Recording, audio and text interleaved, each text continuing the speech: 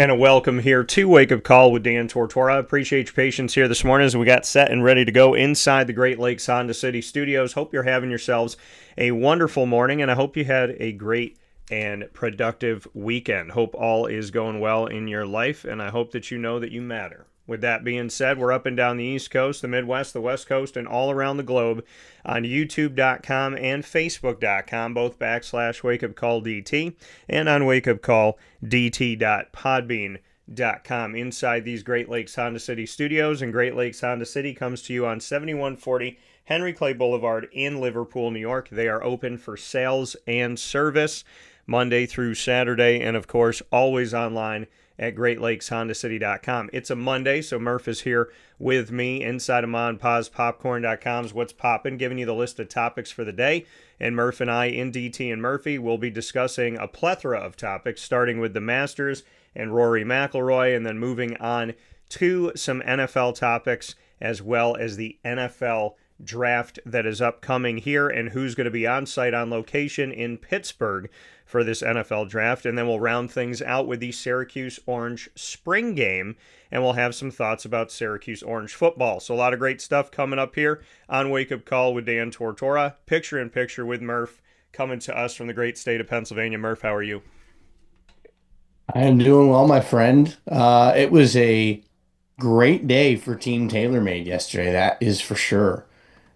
Finishing with Rory going back to back for the green jacket and Scotty making a run from 12 shots back of the lead as late as start of the day on Saturday to finishing one shot back of Rory McIlroy, your champion.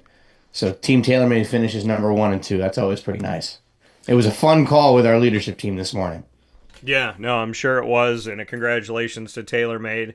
And I'll say it. I've used a lot of different golf balls out there, but when I use the TaylorMade ones, I always feel like they make me look better. So thank you to TaylorMade for the work that you're doing, and we definitely appreciate it. And shout out to the team that features Scotty Scheffler as well as Rory McIlroy when it comes to TaylorMade. And Rory winning back to back. I mean, we've talked about Rory here on the show before, and how there's been moments in his career where he's got to chip in a putt and it doesn't happen, and unfortunately he's on the losing side of things. He's one of those guys that's you kind of feel for, at least in my point of view, and I've wanted to see him do well. I wanted to see him have success, and in those moments where there's been a falter or two, I kind of felt that, and I didn't want to see that for him. He's just somebody that's easy to root for, I guess I would say. So now that he's won back to back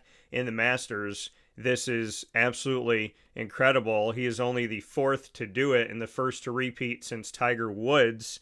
And so Rory had to wait more than a decade to win the Masters and complete a Grand Slam. And now he's got two green jackets in a row. So we look at the fact that he had a 6-stroke lead in Saturday's third round. He briefly lost the lead on Sunday before taking control on the second 9 at Augusta National to become the first back-to-back Masters champion, like I said, since Tiger Woods did it in 2001, 2002, and the fourth overall, joining Nick Faldo and Jack Nicklaus. And then a day after his 1 over 73 opened the door for a handful of golfers, McIlroy posted a 71 despite a bogey on the 18th to win by 1 stroke at 12 under, and he had 276 at the time. And so Rory said, quote, "I thought it was so difficult to win last year because of trying to win the Masters and the Grand Slam. And then this year I realized it's just really difficult to win the Masters. I tried to convince myself it was both." End quote. Becoming the fourth golfer in the past 40 years to hold a lead or co-lead after each round of the Masters, and that's according to ESPN's research, so we thank them for that. Now Rory McIlroy has 6 major championship victories.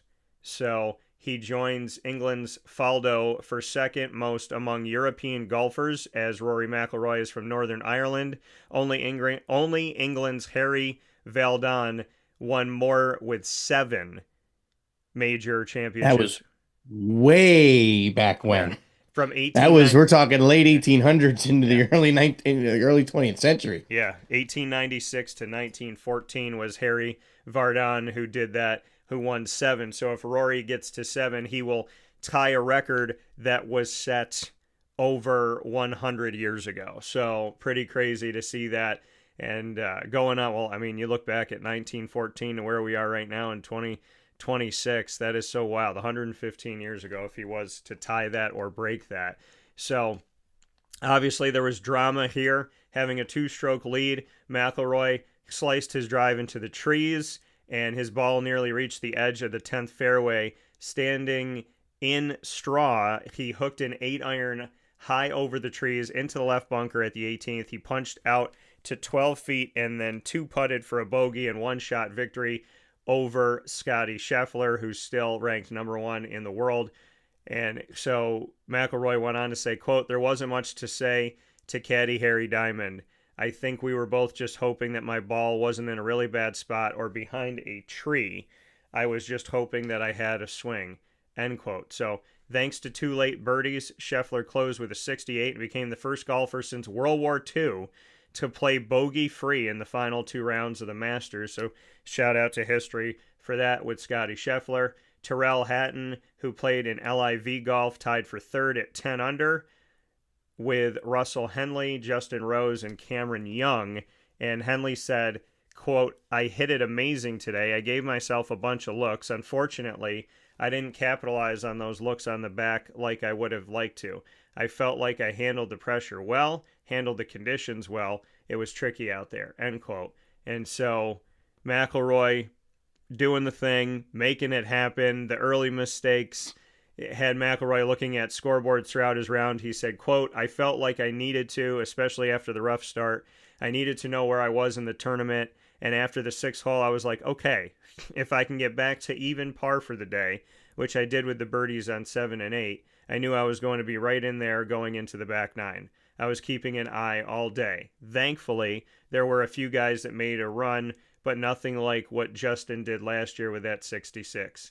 Some good play by me. Unfortunately, the guys didn't really come at me this year either," end quote. So Murph, to get your thoughts here, the green jacket is Rory McIlroy's now 2 times in a row. It was the only win he needed to secure the Grand Slam of winning all 4 major opportunities that we have in the golf world. He did it last year after it was a long hoped for thing, and now he's done it twice in a row. Your thoughts? Yeah, it's pretty incredible. And for the record, I only know the name Harry Vardon because of the greatest game ever played. If you've never seen that movie, it is a phenomenal movie about a young kid. And it's based on a true story about a young kid named Francis Ouimet, who completely came out of nowhere to win the U.S. Open. I want to say that it was 1913 or something along that line. It's a great movie. If you've never watched it, I highly recommend it. Literally the only reason I know that name. Otherwise, like, and I'm not like well versed in the history of golf the way I am with like the history of baseball and football and whatnot. But literally the only reason I know that name, it's pretty cool. But as far as Rory goes, he kind of hit the nail on the head with what he said to Jim Nantz and Butler Cabin. No one really made a run. He left the door wide open. Yeah. You know, going into the round on Saturday, you know, greens were still firm. He didn't play that poorly. He also just really didn't play well. So he kind of goes into that final round with a tie for the lead with Cameron Young, and anything can happen.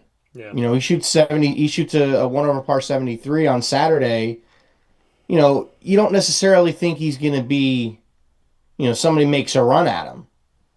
You know, Cameron Young on Saturday shot 65. He shot 65. The catapult, I believe he was 1 over. He was 4 under. He was 8 shots back, and he catapulted into a tie for the lead, shooting 7 under 65. Scheffler shot 65 on Saturday as well. I think it was um, the bogeys or all the bogeys he made on Friday, which hurt him. Obviously, didn't make another bogey after the 15th hole on Friday. We saw a couple other guys that maybe didn't make a run at the title, but made runs up the leaderboard. Colin Morikawa finished with 3 rounds in the 60s after starting with an opening round 74. Uh, let's see. Xander played well on the weekend. Patrick Cantlay played well Friday and Saturday and kind of fell back on Sunday. Jason Day, kind of same thing, fell apart. I do want to send out my condolences to Hao Tung Lee of China after starting at, I believe he started the day on Saturday at, or on Friday, on Sunday at 7 under par, 6 under par, something like that. Um, got to 9 under at one point, and then proceeded to make a six at the par 3 12th and a 10 at the par 5 13th. So he really kind of made a mess of the around Amen corner and ends up shooting an 80 for the day. So he fell backwards quite a bit. Um, but you look at a guy like Rory and what he's doing. It seems like maybe last year's Masters opened up the floodgates for him. He's up to 6 major championships now. He was talking about, when Koepka won the PGA Championship at Oak Hill a couple of years ago. Rory was a little frustrated that now Koepka had 5 and he only had 4. Rory matched him last year, now passes him in terms of major championships won. So now he has 6. And looking at the list of, of major champions and how many guys have had, Rory's up to 6 right now, and wait a minute, this list is not accurate. Hang on. I got a bad list here. I don't always trust Wikipedia as a source, but it's probably going to be pretty good for this particular one. So, yeah, Rory up to 6 now. He is now in a tie with Lee Trevino, Sir Nick Faldo, Phil Mickelson for 12th on the all-time list of major championships won. If he wins another, as we mentioned, he will be tied with Harry Vardon for the most won by a European. Yeah. He would then tie Augusta's own Bobby Jones, Gene Sarazen, Sam Snead, and Arnold Palmer if he gets a 7th. Then you have Tom Watson with 8, Gary Player and Ben Hogan with 9 each. And then the only guys in double digits, you had Walter Hagen with 11, Tiger Woods with 15, and Jack with 18.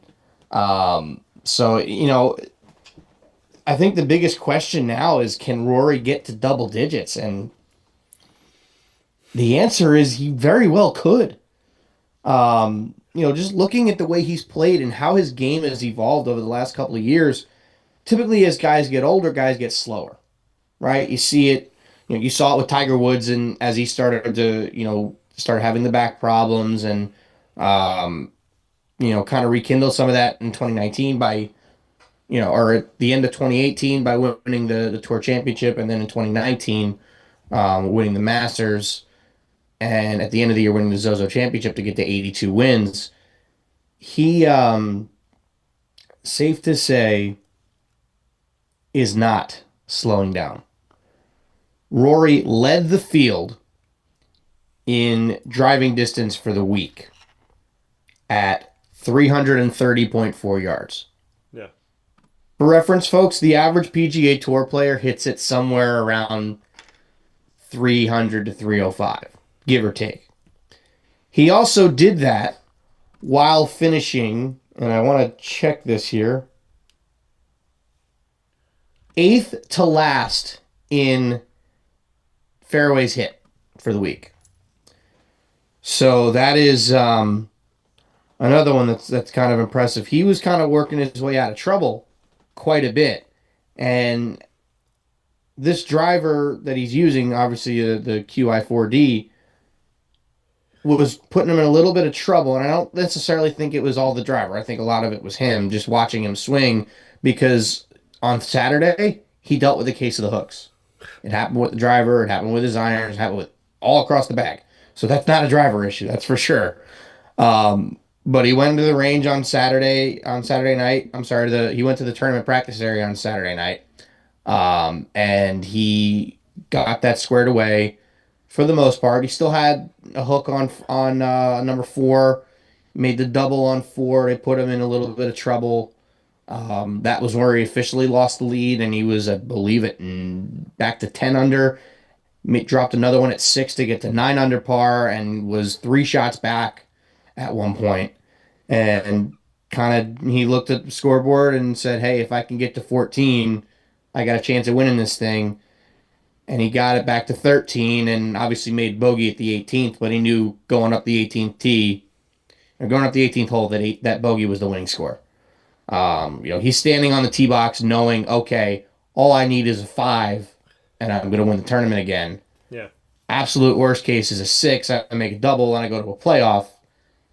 However, if I'm Rory, the one guy you do not want to see on the other side in a playoff is the number one player in the world, Scotty Scheffler. That's the last guy you want to see in that situation. So Rory's probably thinking, hey, I got to make five. I cannot let this thing get to a playoff. I need to close it out right now. And he was able to do that.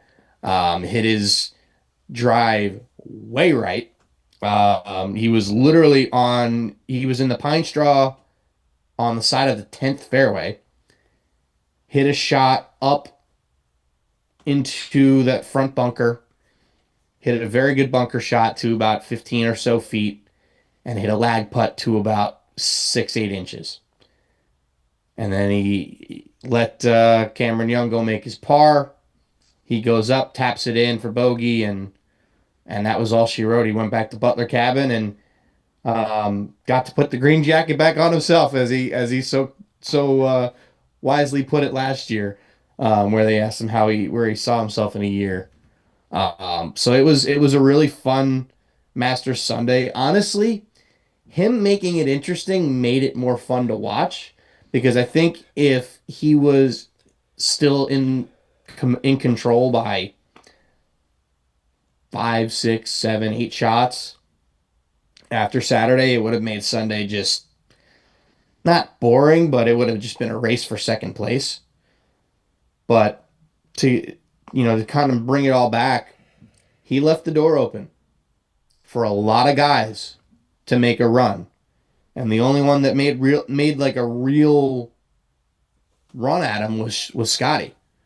And, who else is going to do that? Scotty comes out and shoots even par for the tournament after the first 2 days. Some people think, oh, he's dead in the water.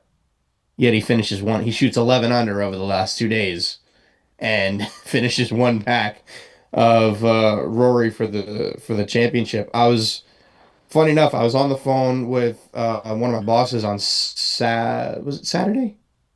I think it was Saturday, either Friday night or Saturday.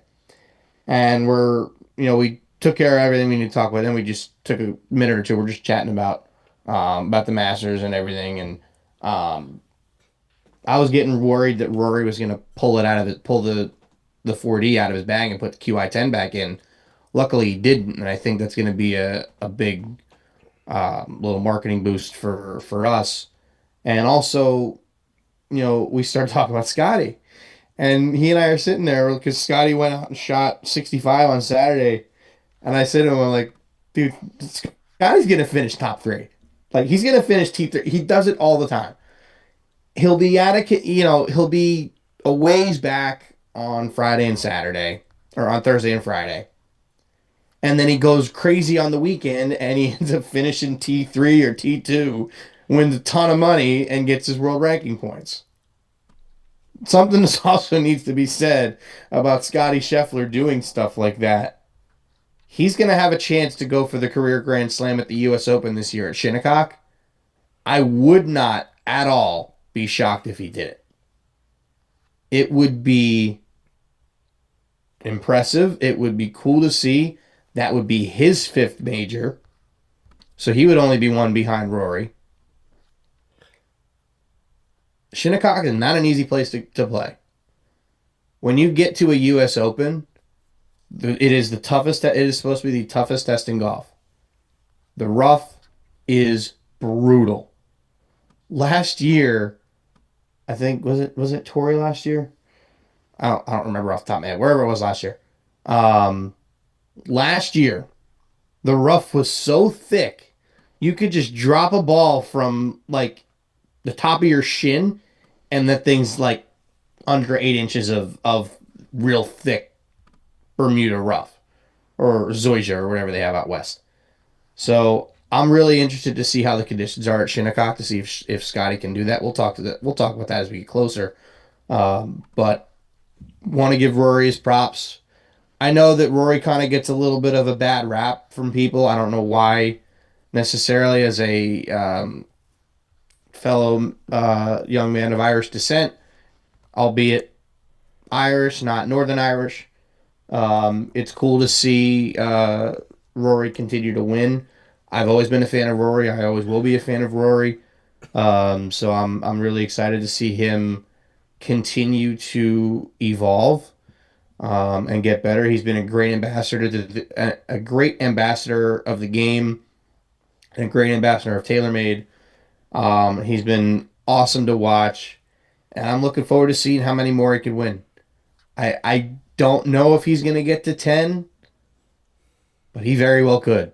If there's anybody that can do it, well, for starters, Scotty would probably be another one that could do it. But if there's anybody else that can do it, maybe besides Scotty, it's Rory. Yeah, I mean, listen, it's been awesome to see his story unfold, and what once was a sad story a couple years ago has turned into a happier story. What once was frustration has turned into something good. It just lets people know that if you continue on your path, you keep going, and you can. I mean, it's funny. My dad gave some incredible advice to me, and it's advice that it simply said, but I think it works with anything. Because, people always say you have that voice inside your head that works against you, right? That voice from either it's from your past, or somebody said something, or you're just being hard on yourself, whatever it may be. And my dad gave me advice, and he said, have faith and take the voice that's negative in your head and strangle it to death. And, and I think that fits in this case. It's like with Rory, he won, and he did a lot of good things, and then there was a lot of time in between. Between the PGA Championship in 2014 and the Masters in 2025, there was 11 years of having to have faith, keep working hard, and strangle whatever voice was in his head that was going to be negative. So I congratulate him on the 2011 U.S. Open, the 2012 PGA Championship, the 2014 Open Championship, the 2014 PGA Championship, and being a Masters Tournament champion in 2025 and 2026. He had faith. He strangled that little voice inside of him that was working against him, and he now stands in a very, very, very small group of people. So as we take a step aside here on Wake Up Call inside the Great Lakes Honda City Studios, if you can start off your Monday in any way, start it off positively. Start it off knowing that you can. Start your week off knowing that you are capable of great things. Be positive, be yourself, and have faith. We'll be back right after this. Here's a message from Renee from Bryan's Landing, located on 6523 East Seneca Turnpike in Jamesville, New York. Open Tuesdays and Wednesdays for dinner, Thursday through Saturday for lunch and dinner, and Sundays for brunch. It's a lot like the way that my mom and dad ran their restaurant. We have put in place a lot of people that are family to us, very similar to how my dad hired people that were family to him. And then the tradition I'm carrying on is a lot of the items that are on our menu are my dad's. And he taught our chefs how to recreate his dishes. So I think that Tommy McInerney, who our executive chef is, to him it is an art. And I think that when he does create a dish, it's not just about making the food taste delicious, what is definitely our priority, but it's an art to him, and it's almost like his canvas on a plate where he just wants the colors to look great, and people love it because he takes pride in that. And Brian and I appreciate that. We want it to obviously look good and taste good. I will tell you, when we opened up, it was 6 weeks before COVID. And what was amazing was the community, our friends and family stepped up, and everybody did takeout. Everybody supported us. Our hearts were just so filled. So to Brian and I, obviously our friends come all the time, and we just have repeat customers in Jamesville, and I think people going to our previous restaurant in Green Lakes are making the trip to come to Brian's Landing to support us. And I mean, I think we have great food and a great atmosphere. So it's very, very important to us. Head to Brian's Landing, located on 6523 East Seneca Turnpike in Jamesville, New York, where memories have become recipes that are now meals to share with you. Tuesdays and Wednesdays for dinner, Thursday through Saturday for lunch and dinner, and on Sundays for brunch. And be sure to come out for live music Friday, Saturday, and Sunday.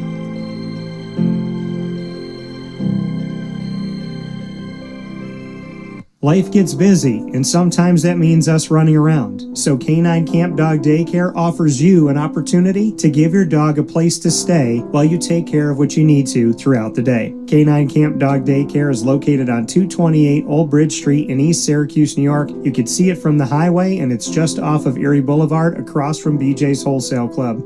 Call 315-437-7110. That's 315-437-7110 to schedule an appointment to bring your dog in and tour the facility. Appointments are Monday through Thursday after 6:30, where you and your dog can see everything that Canine Camp Dog Daycare has to offer, including a self-serve dog wash and a retail store filled with all of your dog's wants and needs, including food, treats, harnesses, leashes, and more, making Canine Camp Dog Daycare your one-stop shop for your furry loving friend. Right, Lily?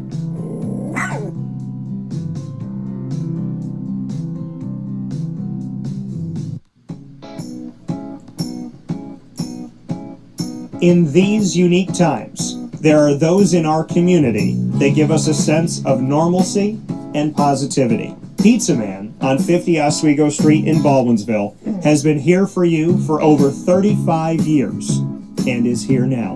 Call 315-638-1234 or order online at pizzamanbville.com to bring those familiar tastes into your home. And remember to come see our monthly on-site broadcasts centered around the community and our Baldwinsville bees. Pizza Man in Baldwinsville. Any way you slice it, they are always here for you.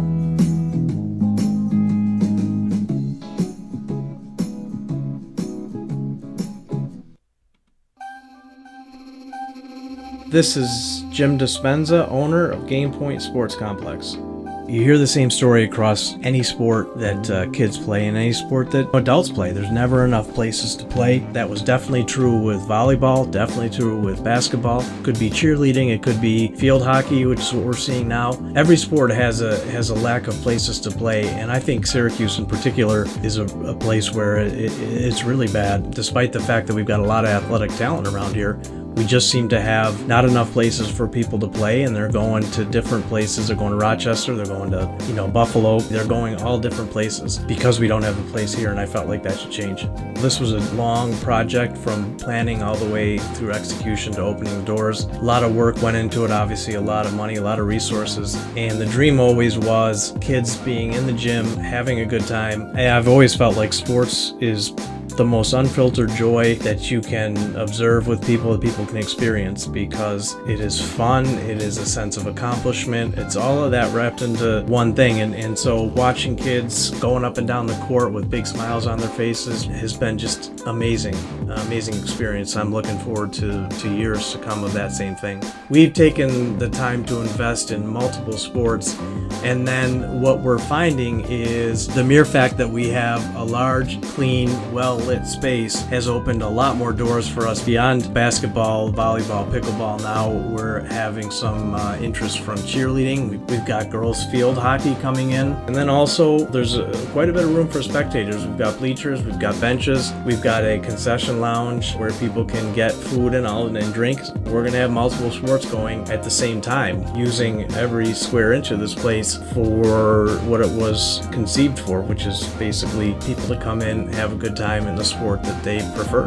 We manage each situation differently. Everybody has different ability to afford different things. Some are bringing 10, 15 people, some are just 2 people. I've had a lot of situations where it's a father shooting around with his son, it's a mother playing pickleball with her daughter or with her son, and in those situations come up and we work with people, and that's allowed us to have groups from 2 people up to 30 people and have some flexible pricing behind it. We're an organization that is here to work with the community any way we can, and I guess part of it is just making sure that we have the flexibility to put together a plan that makes sense regardless of the size of your group. So in order to book time, the best option is to go to our website, gamepointsports-syr.com. You can click from there and sign up for events, sign up for your own particular training, sign up for birthday parties, all of that.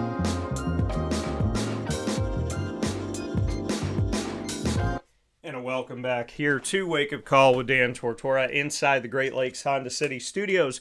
Happy to be hanging out with you where sports truly meets that thing called life. I hope that you're doing well. Hope you're having yourselves a beautiful morning. And I hope you had a wonderful weekend. And I hope you spent it with the ones you love. With that being said, we are here to talk about some things in the NFL world and to jump into the gridiron to look at a couple different things going on. One of them being that a panel ruled against the NFLPA, saying that there's not enough proof of collusion. Let's get into what happened here. A 3-person appeals panel on Friday upheld an arbitrator's decision that there weren't any sufficient evidence of collusion by teams when negotiating the contracts of Kyler Murray, Lamar Jackson, and Russell Wilson back in 2022. While the panel found the teams, quote, were being invited to participate in collusion, end quote, by the NFL and called the effort, quote unquote, improper, it ruled that there wasn't enough evidence to prove teams took part in the collusion. The panel upheld the January 2025 decision by arbitrator Christopher Droney. The NFL Players Association, aka the NFLPA, had argued that owners violated the collective bargaining agreement by colluding in contract negotiations with quarterbacks following the record fully guaranteed contract signed by Cleveland Browns quarterback Deshaun Watson in 2022. The case specifically questioned whether Watson's $230 million deal affected talks with Murray, Jackson, and Wilson. None of the 3 signed fully guaranteed deals. In July, ESPN reported the NFL and then senior leaders of the NFLPA had reached a confidentiality agreement to keep the arbitration decision from players. Pro Football Talk first reported on the panel's ruling. So, the collusion, once again, was that the NFLPA thought owners violated the collective bargaining agreement by colluding in contract negotiations after we saw Deshaun Watson get a fully guaranteed deal. The first time that we saw $230 million fully guaranteed any time in the NFL. And the panel has ruled that that's not the case. So, Murph, I mean, we hear about collusion, right? They've brought things up with Colin Kaepernick and, people saying it's collusion why he's not in the NFL.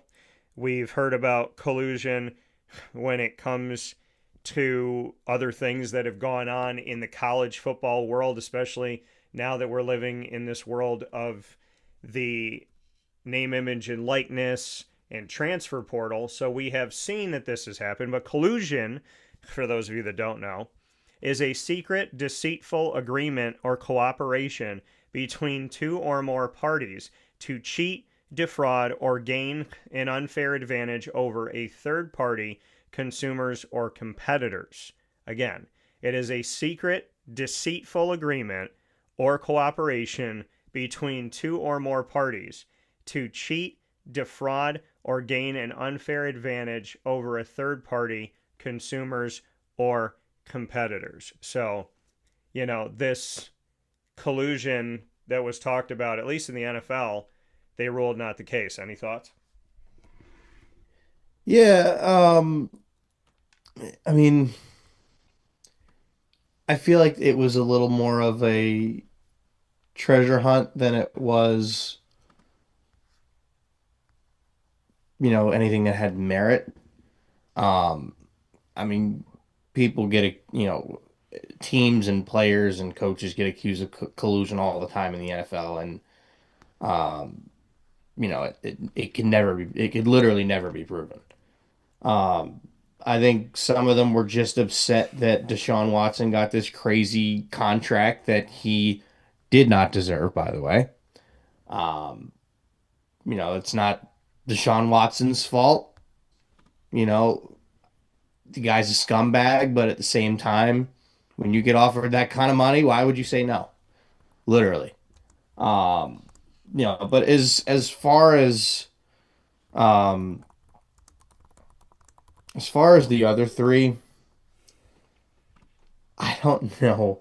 I genuinely don't know how you could even prove that.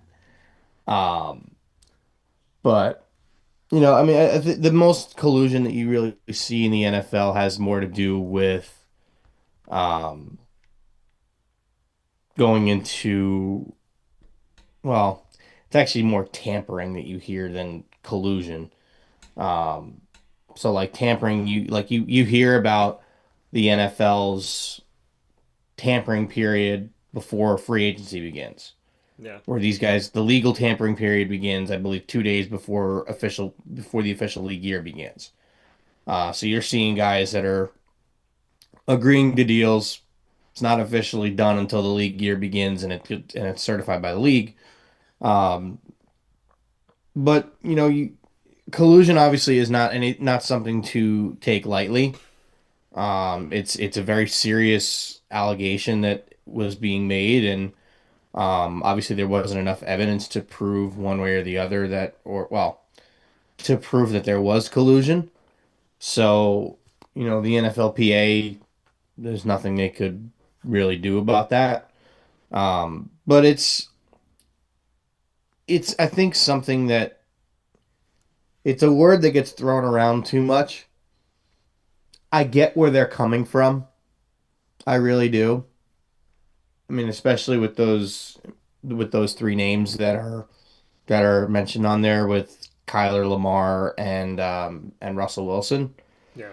But at the same time, like it's something that gets thrown. It's a word that gets thrown around these days that it's a very serious accusation, Yeah. but it's being thrown around like it's any other word.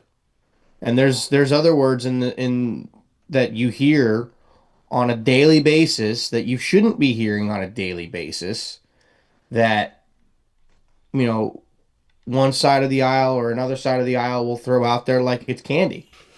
Yeah. And it's like it's a serious allegation. Like this should not be a word that just gets thrown around like it's just your everyday vocabulary. It's something that's serious and it's something that, we want to make sure is has merit, I guess, would be the right would be the correct word behind that. I mean that's kind of just my thoughts on it. It's like I don't want to hear about it unless there's merit. Yeah. But it's so hard to prove that, and I hear people talk about, especially the one place you constantly hear about collusion is fantasy sports, Yeah. fantasy football leagues, fantasy basketball, fantasy baseball, whatever. You'll hear, you know, a crazy lopsided trade going one way or the other, last place team to first place team, Yeah. where I'll give you a baseball example because we're in baseball season right now. Um, End of the year, right before the playoffs, the team in last place trades the first place team, Juan Soto and Tyler Glasnow, very good pitcher. Trades them those two Yeah. for a bunch of scraps. Like you know, I'm just trying to think of Brett Beatty and whoever else. There's not even close to the same value. That would be a case for collusion. Yeah, it's hard to actually prove it, but that's one that is kind of common sense. So that's kind of where you see collusion more.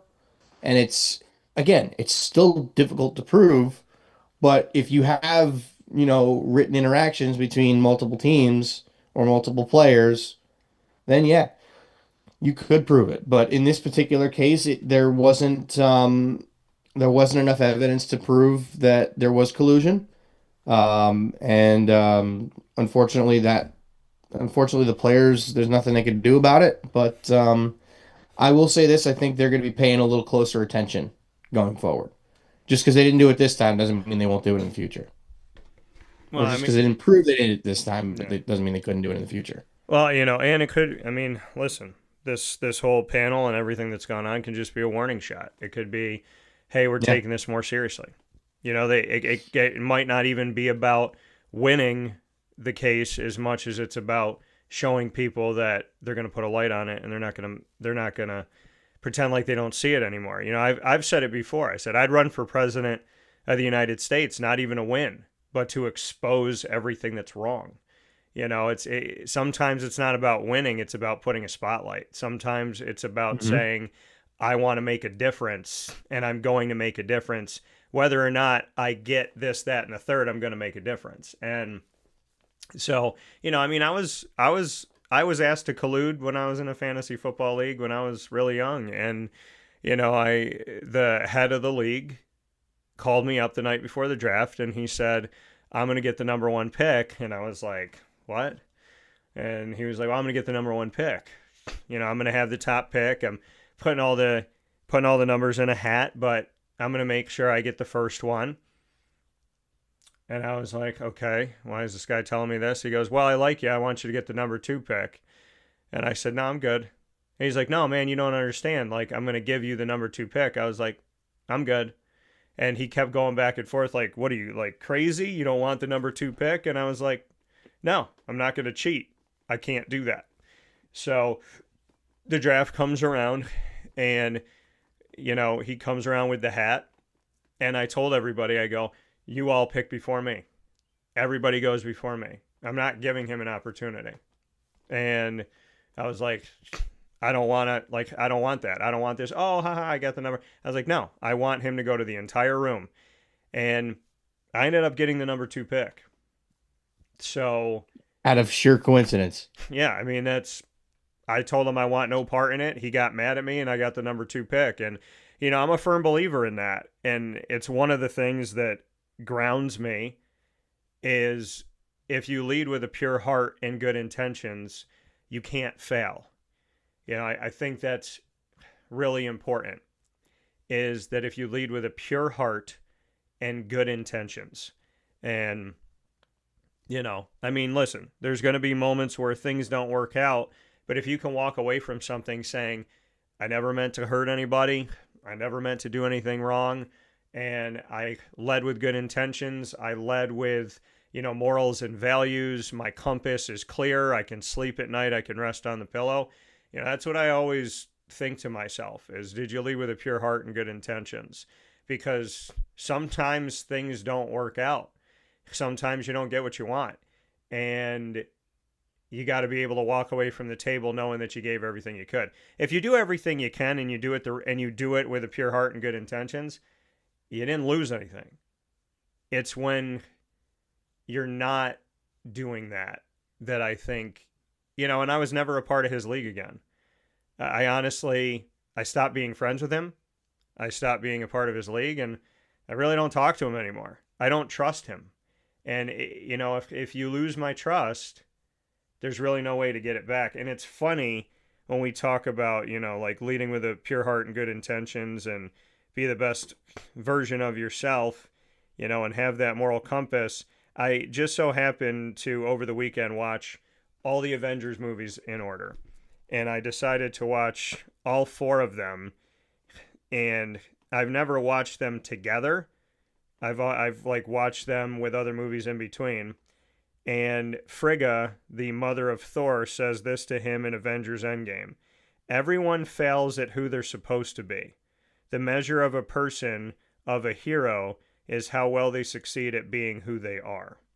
And so, that's why I always tell people, do the best you can with a pure heart and good intentions, and you're not going to fail, because that's the best that you can do. And yeah, being asked to collude, being asked to join somebody in something that is not healthy and not good, nothing inside of me was ever going to take the deal. And I don't know if other people struggle with that. I don't know if other people go back and forth like, oh, I should take the money. Oh, I should take the pick. I should do this and that. But I don't have that. I would rather have $2 than have $1 million and know that I got it some nefarious way. It's just not, because listen, at the end of my life, and people have to ask themselves, what are they looking for? Are you looking to have a really good life here? Or are you looking to go to heaven? Because if you do the right thing on earth, I can promise you that you're going to feel like a failure sometimes. You're going to feel unworthy sometimes. You're going to feel like people don't value you, because doing the right thing doesn't always feel like the right thing. Doing the right thing doesn't always give you the money or the prestige or the relationship or the power. Sometimes doing the right thing feels like the wrong thing because you don't get anything from it that's tangible. But, people have to ask themselves what they're looking for in life. We talk about NIL, we talk about the transfer portal, we talk about how agents abuse players and, kind of leading from the NFL into college. It's become a dirty, murky, disgusting world. These kids don't know anything about real life.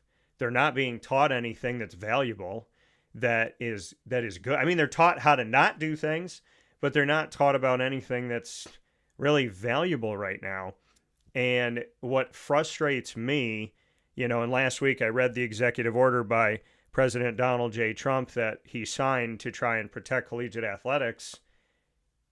He talked about protecting women's sports. He talked about protecting Olympic sports. He spoke in this executive order about protecting players from nefarious agent things that agents do. And he also spoke about the fact of how many years you could play. Going to give you a 5th year, right? Going to give you 5 years to play instead of 4, but that's it. And that your only exceptions are maternity leave, or if you have a religious vocation, or you're in the military. And there has to be parameters put on things, because we're living in a world right now where I have coaches and athletic directors calling me and texting me that players are being communicated with that are not in the portal, that are preparing for a game, that are very much on a roster. And I have had multiple conversations with multiple head coaches, and I just, we're living in a world where people are trying to get to the top by any means necessary. And I don't believe in that. I believe if you get to the top of the mountain and you do it without a pure heart and good intentions, you are going to fall off that mountain. Because a pure heart and good intentions, when you start to get wary on the top of that mountain, somebody that you helped along the way is going to push you back up that mountain. Somebody's going to see, even in the worst of you, the best of you. And it's just frustrating to have seen all this stuff 6 years ago on the precipice of happening, and how the NCAA didn't anticipate this, prepare for this, right? Get ready for this. I feel like I could spend weeks of shows just breaking down everything that's wrong about collegiate athletics right now. The money's not sustainable. The movement's not sustainable. The pressure's not sustainable. The stress is not sustainable. There's nothing about collegiate athletics that's sustainable right now. You can recruit an entire roster and lose an entire roster. You can every year as a coach have to find 15 new guys on your basketball team, 15 new girls on your basketball team. I mean, you can lose almost an NFL roster of players on your college football team. Fran Brown lost almost 40 players. There's 53 on an NFL roster. Like, I don't understand the win by any means necessary. The ends justify the means. The people that think that you can do anything to get to the outcome, those are the people that to be very, very leery of, because they will lie, cheat, steal, and kill to get to the end. And I don't believe in that. And I know that we spoke about collusion to start the conversation, but it leads me into this collegiate model of, as long as I win, I can get a lot of blood on my hands to do it. And I'm just not one of those people. No, you're 100% right. The thing that really bothers me, obviously Michigan goes and wins a national championship in basketball. They're one of their better players. I get a notification the other day that says they agreed to a deal for him to stay for a 5th year or for another year. Yeah. And I'm like, this is not pro sports. These guys don't have contracts. They are student athletes. Student first. Yeah. They are not there to just play basketball. They are there to get an education and play basketball. That is the thing that pisses me off about this the most, is that you've got these players that are holding these programs hostage, saying, I won't play unless you give me this amount of money. Or the teams are offering them this amount of money to stay. That was not the point of NIL. The point of NIL, and I'm going to give you some examples. I don't know how much you follow like the YouTube space with some of these guys, but I'm going to give you some examples. Yeah. There was a kicker from UCF. Mm-hmm. On YouTube, his name's Destroying. Athlete. Had a successful YouTube channel, and he's a college athlete. The NCAA told him it's one or the other. You either don't get paid for your YouTube, or you stop your YouTube, or you don't play football. He decided to go with YouTube, and he was better off because of it. Yeah. One of the guys from Good, Garrett Clark, was a Division II college golfer. Same exact thing. He chose to keep doing YouTube. Worked out for him. Livy Dunn. We wouldn't have Kai Trump doing what she's doing right now. We wouldn't have all these other people doing what they're doing. They are not there to be professional athletes. Yeah. The reason why some of these influencer athletes are so successful is because they now use NIL to get paid for their name, image, and likeness. The idea is for them not to be getting paid to play. Mm-hmm. Pay for play is still illegal. Pay for your name, image, and likeness is. These programs are finding ways around that. That is the issue. You cannot have these student athletes be getting paid to play. It does not work like that, because you will end up in a situation where the NCAA will cease to exist. Yeah. And you will not have college athletics anymore. Yeah. You will have minor leagues and you'll have major leagues. Mm-hmm. You will not have college athletics anymore. I was worried about this in the very beginning with NIL. Now I'm really worried about it. Because if things don't change, in the next 10 to 15 years, it would not shock me one bit if college athletics ceases to exist. And the sad thing is, it's all because of basketball and football. Yeah. It's not fair to gymnasts. It's not fair to softball players, to swimmers. to track and field athletes, to lacrosse, to soccer. It's not fair to those kids that aren't getting paid. Yeah. Now, some of them, yeah. Some of them do get brand deals. But they get brand deals. They don't get paid to play. They're not offering $4 million for them to go to a school to play. They're getting offered $4 million to endorse a brand, regardless of where that is. Yeah. You get $1 million check from State Farm, for example. They want you to be in commercials. They want you to, try to help them sell insurance. Nothing wrong with that. That was the point of NIL. However, you get this guy, I'll use Bryce Underwood as an example because that's probably the biggest example of NIL collusion. I don't know if you could really call it collusion, but the pay for play. Committed to LSU. Who comes out of nowhere and offers him money to come to Michigan?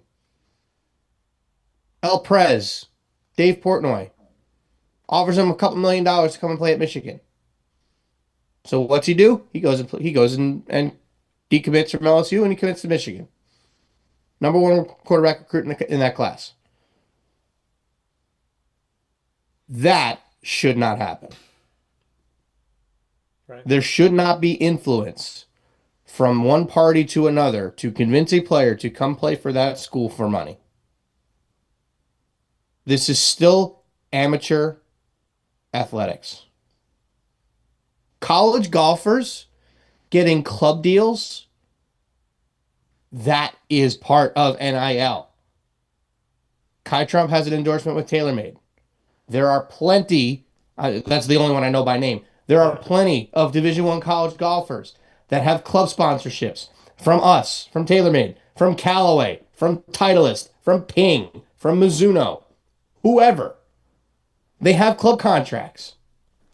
Those club manufacturers are not telling them what school to play at. Yeah.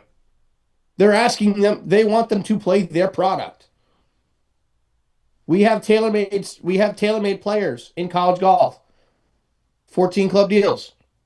Biggest stipulation is you get all the free stuff you want, but you have to play our clubs. If you don't, it violates the contract.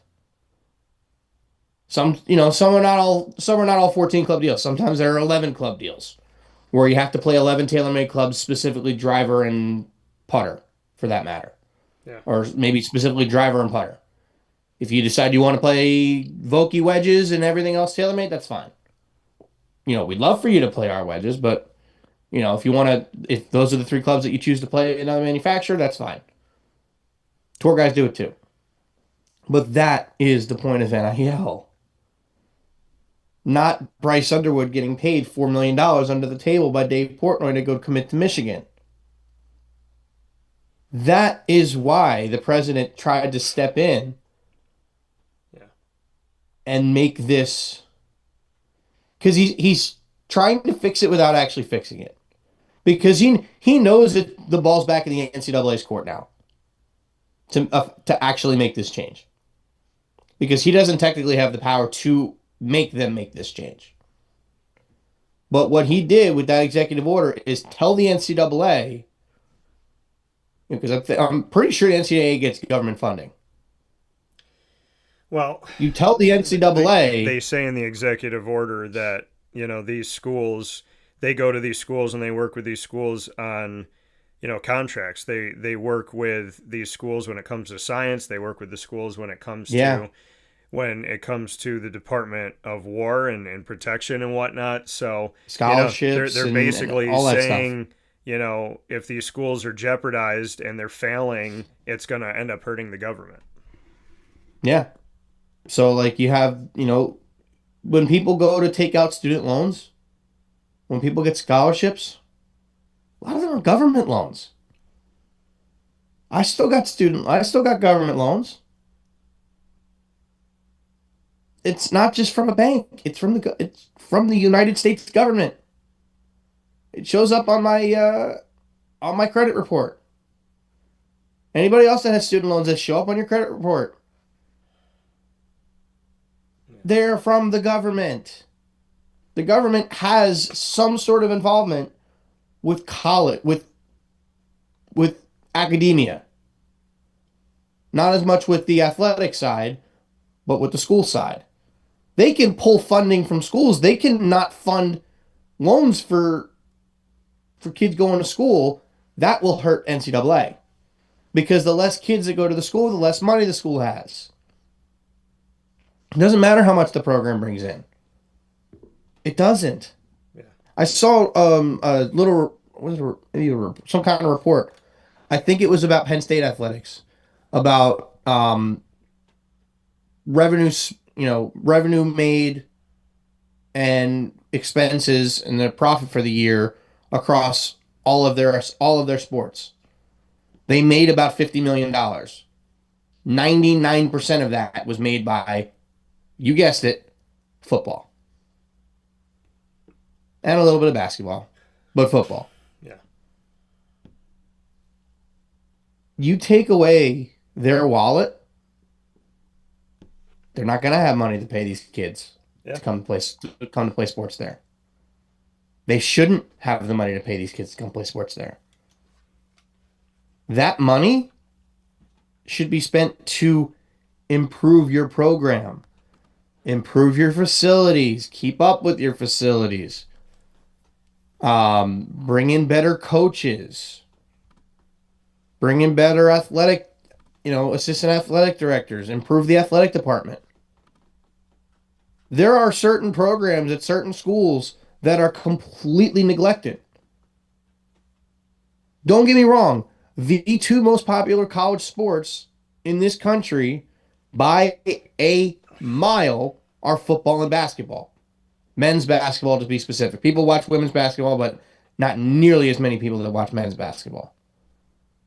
Yeah. Those two sports will always be the most funded. There's no argument there. Right? You see the facilities that these different schools have for football and for basketball on campus. It's insane. Yeah. You look at the Big House. You look at Beaver Stadium. You look at the Horseshoe at Ohio State. You look at the Swamp for Florida. You look at in Tuscaloosa, the Death Valley, Clemson, and LSU. The stadiums are insane. The locker rooms, their training facilities. Let's update these for other sports too. Right? Baseball's finally starting to get there. Softball's finally starting to get there. Let's get swimming and diving there. Let's get track and field there. Let's get gymnastics. Let's get field hockey and lacrosse. Let's get them there too. That is how you will draw people to your school. Especially at the Division I level. Obviously, Division II, Division III, they can't do that. Division II only has a very select few scholarships that they can offer. A lot of them are half scholarships to athletes. Division III can't even offer a sports scholarship. Yeah. So let's get this sorted out where these guys are not being paid to play. They get paid for their name, image, and likeness. You want to get paid to go sign autographs? Be my guest. You want to get paid to be in a commercial. You want to get paid to make an appearance somewhere. That's fine. That is the point of NIL. But don't sit here and get paid to go play somewhere or agree to do a deal to stay in school. Yeah. It's not the player's fault. It's genuinely not, because they're getting offered this money. They're not. Who are they to say no? Yeah. But at the same time, this is why we want to try to limit transferring, because they are taking advantage of it. They go to one school, didn't play that much, still got money. I'm going to go somewhere else that's going to pay me more. They don't do it. I'm going to go somewhere else that's going to pay me more. They transfer 3-4 times. The executive order allows you to transfer one time. I am perfectly fine if you want to make exceptions to that rule if there is a coaching change. Yeah. Nobody's going to argue with that. If there's a coaching change and you want to leave and you already used your transfer, that is an exception. That's okay. I think anybody could get behind that. But you only get one. Use it wisely. Yeah. No, and that's a big part of the executive order is, Trump kind of married the old with the new. It used to be if you transferred, you had to sit out a year. And right now you can transfer a million times and not sit out at all. So what he did was he said, first time transfer, immediate play. Any transfer after the first one, you have to sit out a year. So, and you don't get that year back. It marries the old and the new together. It creates that kids should have responsibility. Kids should have accountability. Kids should be going to class. Kids should learn how to work through competition and adversity.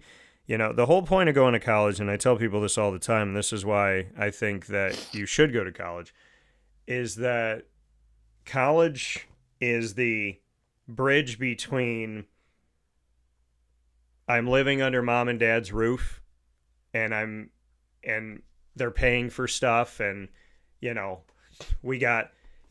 kind of in this place of you don't really know about bills and balancing check accounts and all this stuff. I mean, a lot of people grow up where you're in mom and dad's house all the way up to you graduate high school. And mom and dad are taking care of putting food on the table. Mom and dad are taking care of making sure you got money. Mom and dad are letting you take the car out. Mom and dad got you a phone. And then there's the real world where you're 100% on your own. Well, college is the bridge. College is you're in the real world, kind of. And it's supposed to be this 4 to 5 year window, for doctors a little bit longer, but it's supposed to be this window where you're learning how to be on your own and make decisions on your own while not being thrown 100% into the real world. What we're doing with NIL and not promoting education or caring about these kids moving 100 different times over is we're taking them from mom and dad and we're throwing them into the real world, but we're giving them no skills. Now, hopefully mom and dad raised them right. But college is supposed to teach you. Like I went to Marywood University. Murph went to Marywood University. I went 2 hours away from home. So I'm out of state. I'm not in my parents' backyard. They can get to me if they need to. But they are not right there. So I'm living with mom and dad till I'm 17, 18 years old. And then here I am, I'm living in a residence hall. I got a roommate. There's nobody there to cook for me. There's nobody there to clean for me. There's nobody there to tell me, remember to do this, remember to do that.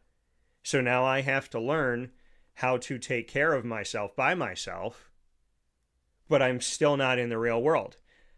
I'm not paying rent, right, necessarily, right? I'm not, because if I'm living on campus, so, I mean, you got room and board, but I'm living in a world where I got a scholarship that paid for this and a scholarship that paid for that. When I go out into the real world, people aren't handing me money going, hey, congratulations on graduation. Here's $10,000 a year because you're a smart kid. Here's money to go and buy your groceries, like money to go buy your books. So you're living in this world where you're in the real world, but you're not yet. And I feel like when we're taking an 18-year-old and we're saying, here's $2 million, don't get an education, don't have a plan for your future, just hope to God you're going to be a really good quarterback and that you save your money. This kid's going to be back on the same streets in the same neighborhood in the same place when he's 27 years old, like he never went to college, like he never had an opportunity, and like he never had money, because you're supposed to gain tools in your toolbox. You're supposed to gain things throughout time. You're not supposed to make the same mistakes, and you're supposed to learn from what's happened in your life. And I feel like we are not teaching these kids anything by allowing them to run away from competition, run away from adversity, run away from class. I mean, if I'm transferring every single year, I'm not going to class. I'm not doing finals. I'm not caring about school, because when you transfer, not all your credits move over. So if I have 20 credits and I transfer from school 1 to school 2, now I have 15. Then I go for, and then let's say I gain 30 more. So now I have 45, and I go from school 2 to school 3, the 45 becomes 33. So now I gain 27 more. So now I have 60. Now I go from school 3 to school 4, and now I have 45. I'm never going to graduate. I'm never going to get a degree. And I'm being taught by different professors, different things, different schools, different places, different, everything. I'm not learning. I'm not growing. No. I'm not evolving. I'm not challenging myself. I'm just playing football or whatever sport. And what I'm warning these student athletes about is, if you want amateurism to die and you just want to be paid to play, then you become an employee. And employees can get fired. Mm-hmm. So 4 games At into any this, time. in 4 games in the season, I can say, hey, guess what? I evaluated film wrong. You're not the tight end I thought you were. I'm kicking you out of school. You're expelled. I'm not paying for your scholarship. So now you're sitting at the beginning of October with no money, no future, no education, nowhere to go, nothing to do, because you've been fired from your job. And on a 100-man roster in college football, you will get fired. People will get fired every week. And coaches are using the transfer portal right now to fire players. There are coaches that do not shy away from saying, some of you are in the portal. Like, they've said it publicly. Some of my players are in the portal because they wanted to leave, and some of my players are in the portal because I asked them to leave. So think about that. Think about, you commit to a school, you commit to a coach, and then that coach goes, yeah, I don't know, something about you I don't like. You're a pretty good player. You do what you need to do, but I don't really like your mom. She called me a couple times. I don't really like your face. And I don't know, kind of bored of seeing you out there. Go find another school. I mean, coaches are doing that now. Coaches are looking at players going, I don't really want you here. And that's putting these players in a tough situation because they're being treated as employees. But I want people to fully understand and function in this world with me.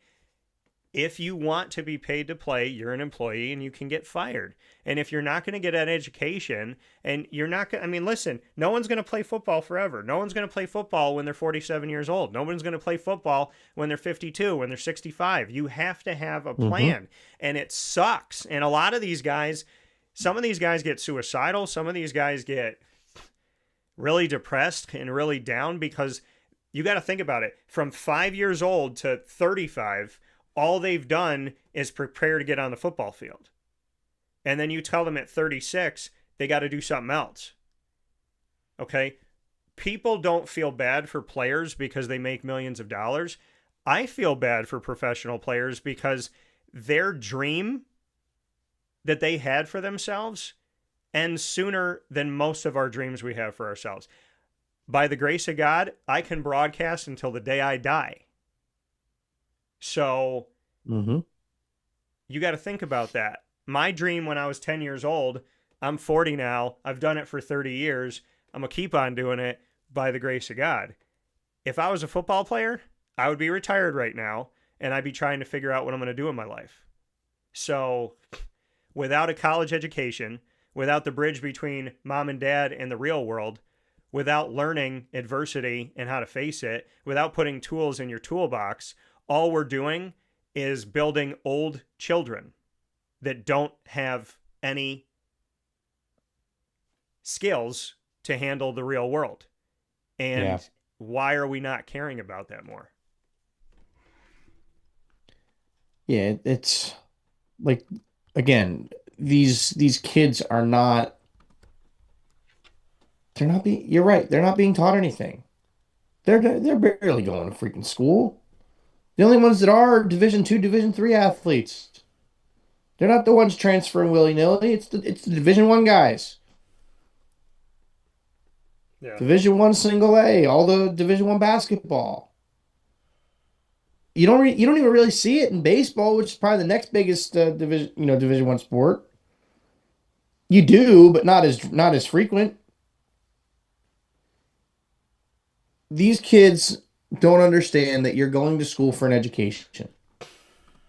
That's kind of why I like the way baseball does it, where they can be drafted out of high school and choose to go pro. A lot of those teams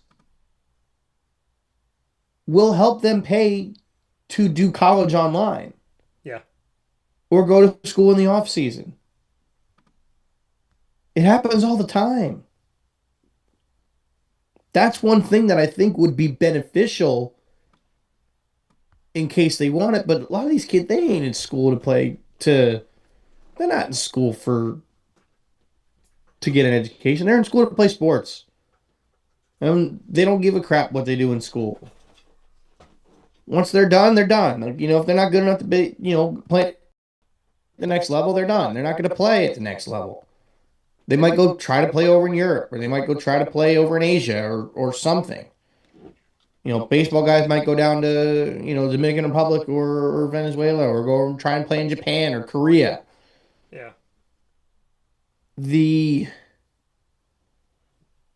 I think, I think part of it happens not just in college. I think a lot of it happens before they even get to college. In high school, these kids are not being taught life skills. Can we have a freaking class about how to do your taxes? Can we have a freaking class about how to manage money? Because there's a lot of guys that have no clue. Why do you think you see all of these NBA, NFL superstars that are run out of money? And now they're broke and they're doing anything they can to make more money. Yeah. Because they don't know how to manage money. They don't have life. They don't have those kind of skills. It shouldn't be an elective. It should be a required course. Yeah. Most people don't need to take calculus or trigonometry. Yeah. If you're going to be an engineer, if you're going to be a physicist, okay. But if you're going to be, just like in business, if you're going to be an athlete, if you're going to be a doctor, if you're going to be a doctor, you don't need to know calculus. Yeah. You need to know how to manage money. Because doctors make a lot of money. And they spend a lot of money on going to school. Those people need to be prepared for what's going to happen when they get to the real world. So, one thing I would say is if I ever ran for political office, I would be fighting for schools to have life classes. Yeah. For their students. Yeah. There shouldn't, I think when you get to 11th and 12th grade, your math should be accounting, wealth management, how to do your taxes, how to balance a checkbook. I'm 28 years old. I've never written a check in my life. Yeah. Well, for two reasons. Number one, if I'm giving somebody money, I want to give them money and not have to worry about them waiting on them to deposit the check. I don't want to have to wait and have that money. I'd rather just give them cash. Number two, I was never taught how to do that. Yeah. They don't teach that in school. So you take an accounting class. You take a class about wealth management. These are things that would actually benefit people. And maybe you get kids that actually care and pay attention about how to live their lives. You explain to them, listen, there are certain science, somebody that's going to be in business doesn't need to know about biology. Someone that's going to be a doctor doesn't need to know about calculus. Yeah. If they know what they want to do with their lives, they should be able to take those classes. Give them that opportunity and explain to them, hey, you're not necessarily going to need to use, and biology is usually done in 9th, 10th grade. I don't even remember what science I took my senior year of high school. It was like organic chemistry or something. It's like, what am I going to do with that? If we would have had a class about wealth management, a class about how to manage or how to do your taxes, write a check, an accounting type of class, that's going to be very beneficial to you. And you explain to them, hey, you need to do this in your life at some point. So it's good for you to learn how to do that now. Yeah. You need to know this more than you need to know about what are the 6 noble gases. This is important. Yeah. That's good knowledge to have. Knowing the 6 noble gases is good to know. But if you're not if you're not going to be a physicist or a chemist in your life, you don't need to know what the 6 noble gases are. You need to know how to balance a checkbook. You need to know how to not waste all your money. Yeah. You need to understand that taxes are a thing. How to do your taxes. How to balance a checkbook. How to manage your money. What to invest your money in. An investing class would be amazing. You know how many millionaires we would have if people knew how to invest? I don't invest my money because I don't know what to invest it in. I don't know how. I was never taught. My investing is sports cards. Yeah. That's a different kind of investing.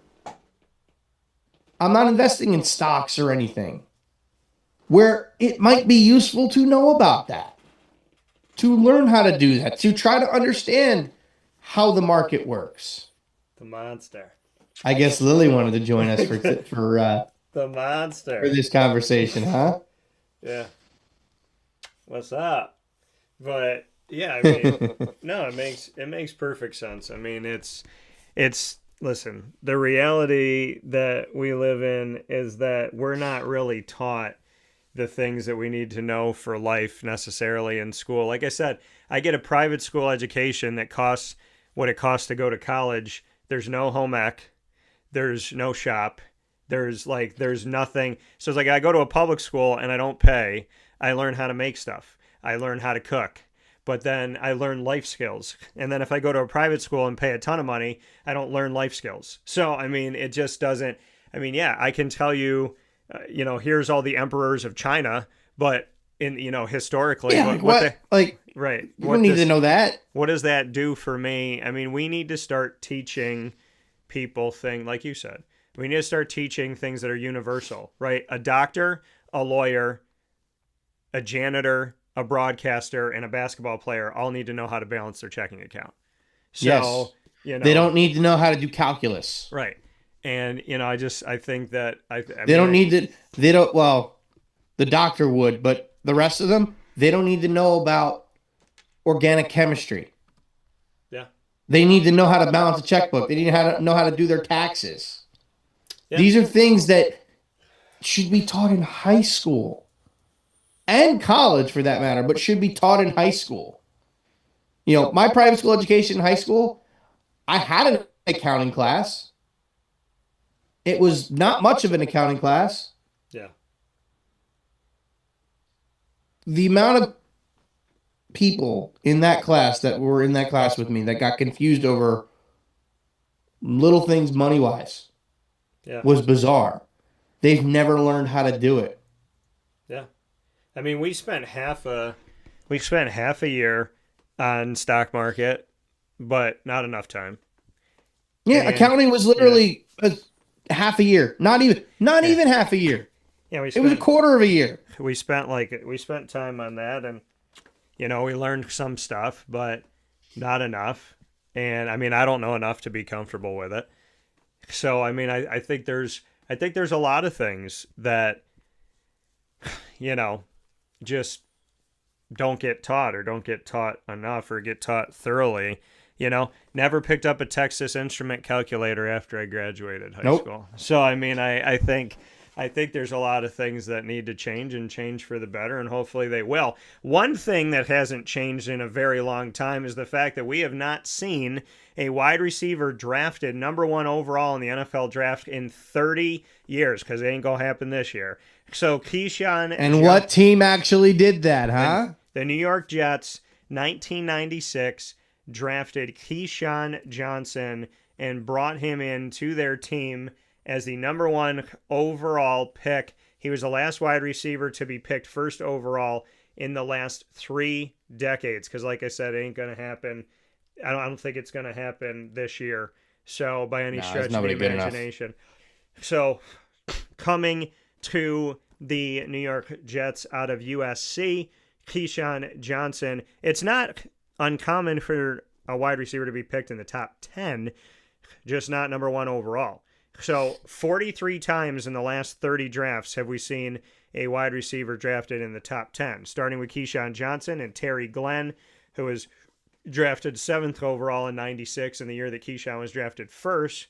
And, only 3 have been picked number 2. Charles Rogers of the Detroit Lions in 2003, Megatron Calvin Johnson of the Lions in 2007, and technically, he's a two-way player, but Travis Hunter of the Jacksonville Jaguars in 2025. So I'd consider him more of a corner. He's been playing more corner anyway, well, right? He's going to be more of a corner. They don't need another wide receiver. They need a corner. And I said that last year when he got drafted. I said, I understand that he can do a lot of different things, but they don't need another wide receiver. They don't need a 3rd or 4th wide receiver. They need a 1 at corner.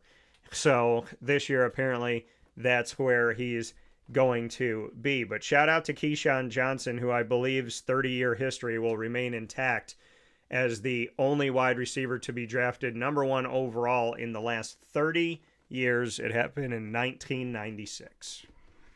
For at least a little while longer. I mean, Ohio State's got a great receiver that...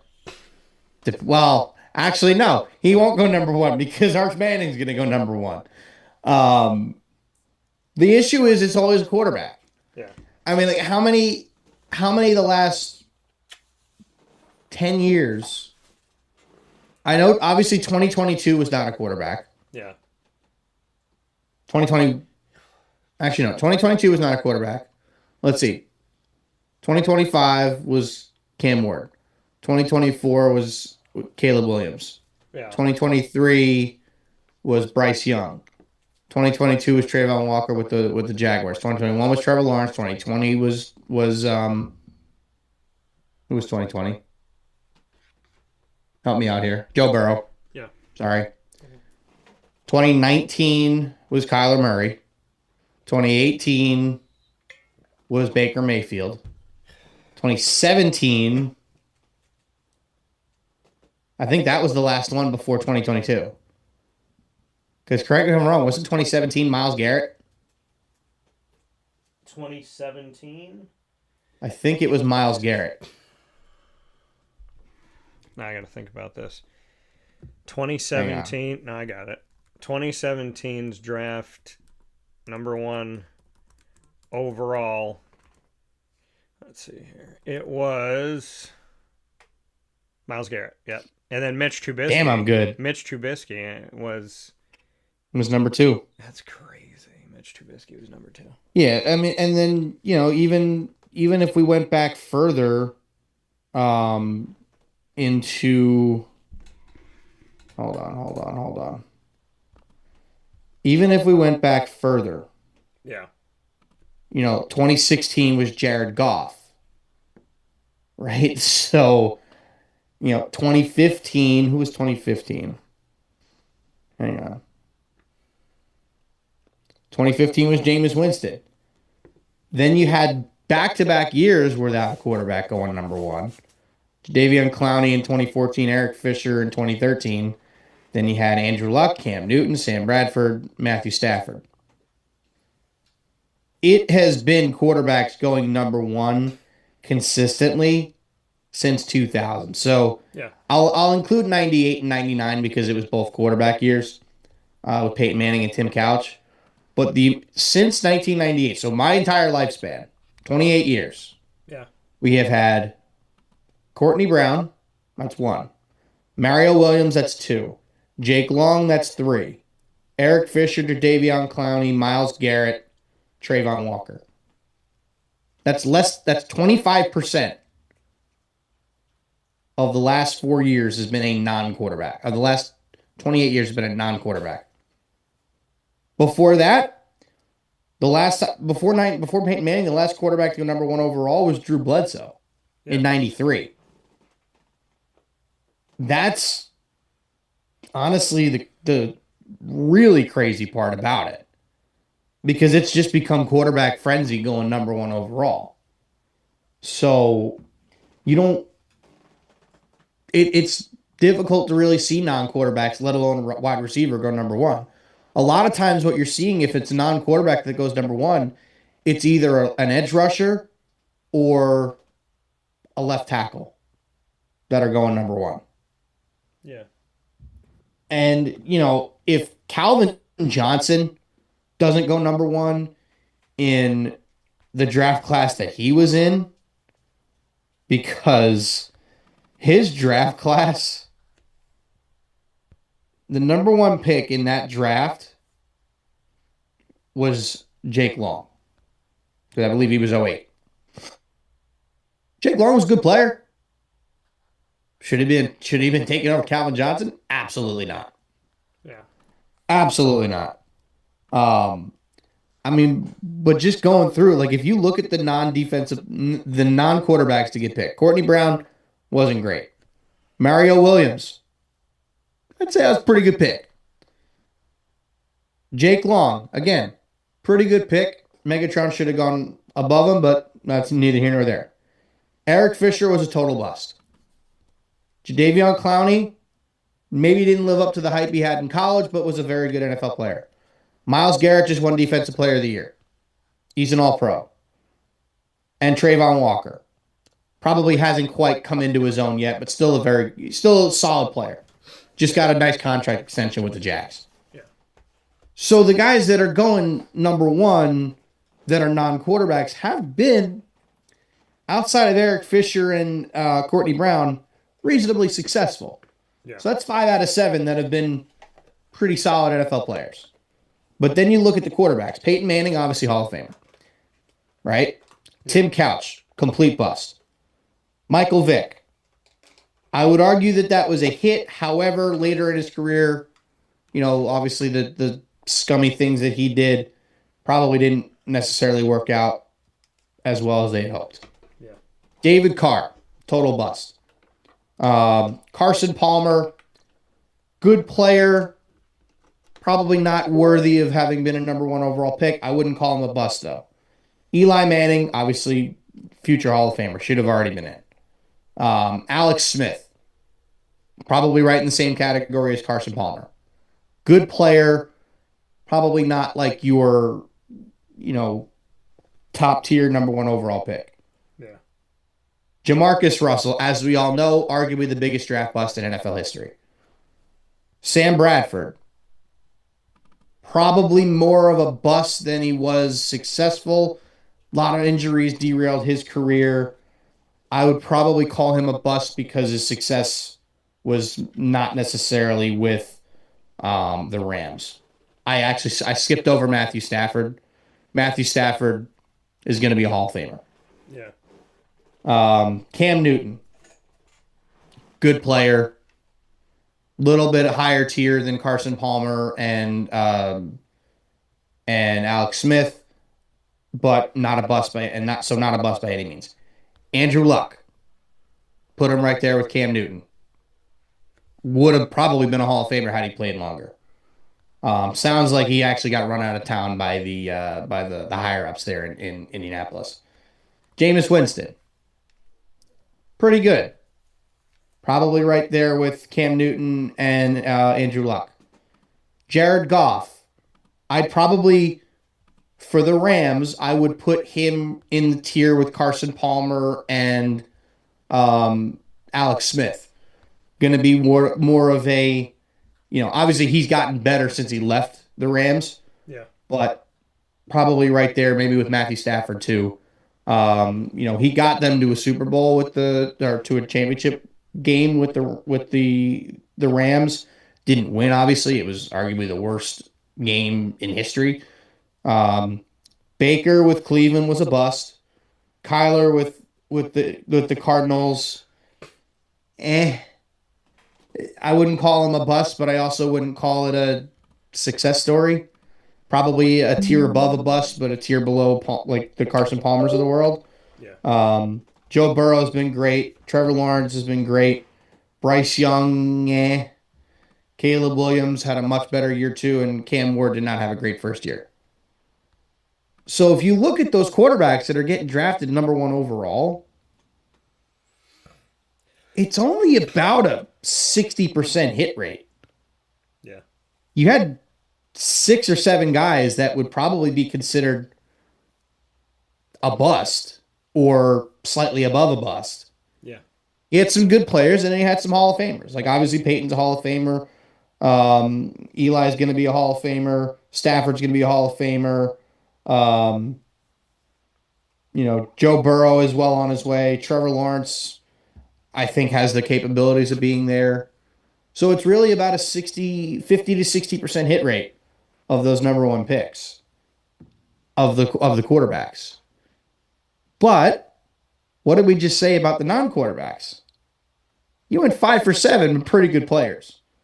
Probably you had 2 superstars in Mario Williams and Myles Garrett. You had quite a few pretty good players with Trayvon Walker, I'm already losing my train of thought. Hang on. With Trayvon Walker, with Jadeveon Clowney.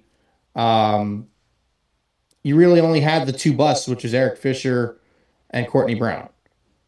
So, and Jake Long was a solid player too. So you're seeing a higher success rate of teams taking players number 1 overall that are not quarterbacks. Yeah. Where will Fernando Mendoza fit into this mess as we bring it all the way back to the NFL draft? Because I know that's the next thing we were going to talk about. Yeah. How will that work with Fernando Mendoza? Who knows? There's a lot of number 2 picks that have been very good in the last 20-something years. There's also been a lot of number 2 picks that have been very not good over the last 20-something years. Zach Wilson. Or in 2000, Tim Couch number 1, Donovan McNabb number 2. Yeah. Or the other way, Ryan Leaf in 98 to Peyton Manning. Yeah. It happens all the time. A lot of times it's one or the other. Either number 1 or number 2 is good. Obviously, Baker has worked out after he left Cleveland. Saquon was a good number 2 pick for the Giants. I don't think anybody blames them for taking Saquon over Sam Darnold. Nobody does. And then obviously the way he left it is what it is. But as far as that goes, getting back to Keyshawn Johnson, he absolutely deserved to go number 1 overall. He was a great player at USC. He was a very good player for the Jets in the NFL. Yeah. It wasn't the Hollywood ending that most Jets fans would have expected or would have hoped for. But he went on and left, and I believe, correct me if I'm wrong, didn't he win a championship after he left? I thought he won a championship for Who did? Keyshawn Johnson. With Tampa? I was gonna say I think he won a championship with Tampa. Yeah, he was on that 2000 Bucks team that won a championship. Yeah. So he he did win a Super Bowl or win a championship with them. 3-time Pro Bowler. He was a good NFL player. He wasn't an amazing NFL player, but he was probably a guy that was worthy of going number one in that draft class. Um, but I mean, you look at some other wide receivers over the years that you could argue could have easily gone number one. We already talked about Calvin Johnson. Yeah. Megatron probably should have gone number one in that draft class. 2021, I don't think nobody was going number one over Trevor Lawrence, but Jamar Chase had definitely had a case to be made. Yeah. Marvin Harrison last year had a case to be made to go number one to the Titans. Yeah. But, they needed a quarterback. They went with Cam Ward instead. And it seems as though the Titans made the right call with that one because Marvin Harrison was not good in his first year with the Arizona Cardinals. But it's not all that surprising that you're not really seeing non-quarterbacks going number one. We're going to see a quarterback on number one this year. We're going to see a quarterback on number one next year. Whether it's Arch Manning or it's somebody else, because I would not be shocked if the Jets pick number one next year. Arch, well, it's going to be Arch, but if it's somebody else, it'll be somebody else because somebody will just be better than Arch if that's the case. But I'd love to see it. I think there's a lot of really talented players that come out of the draft every year that could easily go number one over a quarterback. Half the time you look at the quarterbacks in the as far as rankings in the draft class, and they're maybe 10th. Cam Ward was not the number one player in that draft class, but he was the number one pick because he was, the best player at the most important position on the field. So the Titans made the pick. In a way, if Fernando Mendoza is a bust, maybe it works out that the Jets didn't get the number one pick this year. But I don't think he will be. Who knows? Who knows? Maybe the Raiders are stupid and they take Ty Simpson number one, and then the Jets can get Fernando Mendoza. That'll never happen, by the way. But I'd love to see another wide receiver go number one. I think there's a lot of talented players. It's probably I would argue it's probably the third most important position on the offensive side of the football, behind quarterback and left tackle. So we're gonna have plenty over the next few years that'll probably be good enough to go that high, but we'll see. Yeah, I mean, making history for Keyshawn and the amount of time, 30 years, and it'll continue to go. It seems like when it comes to making the number one overall pick, you're going quarterback or you're looking at a defensive lineman of some respect if you really need that help on the defensive side of the ball.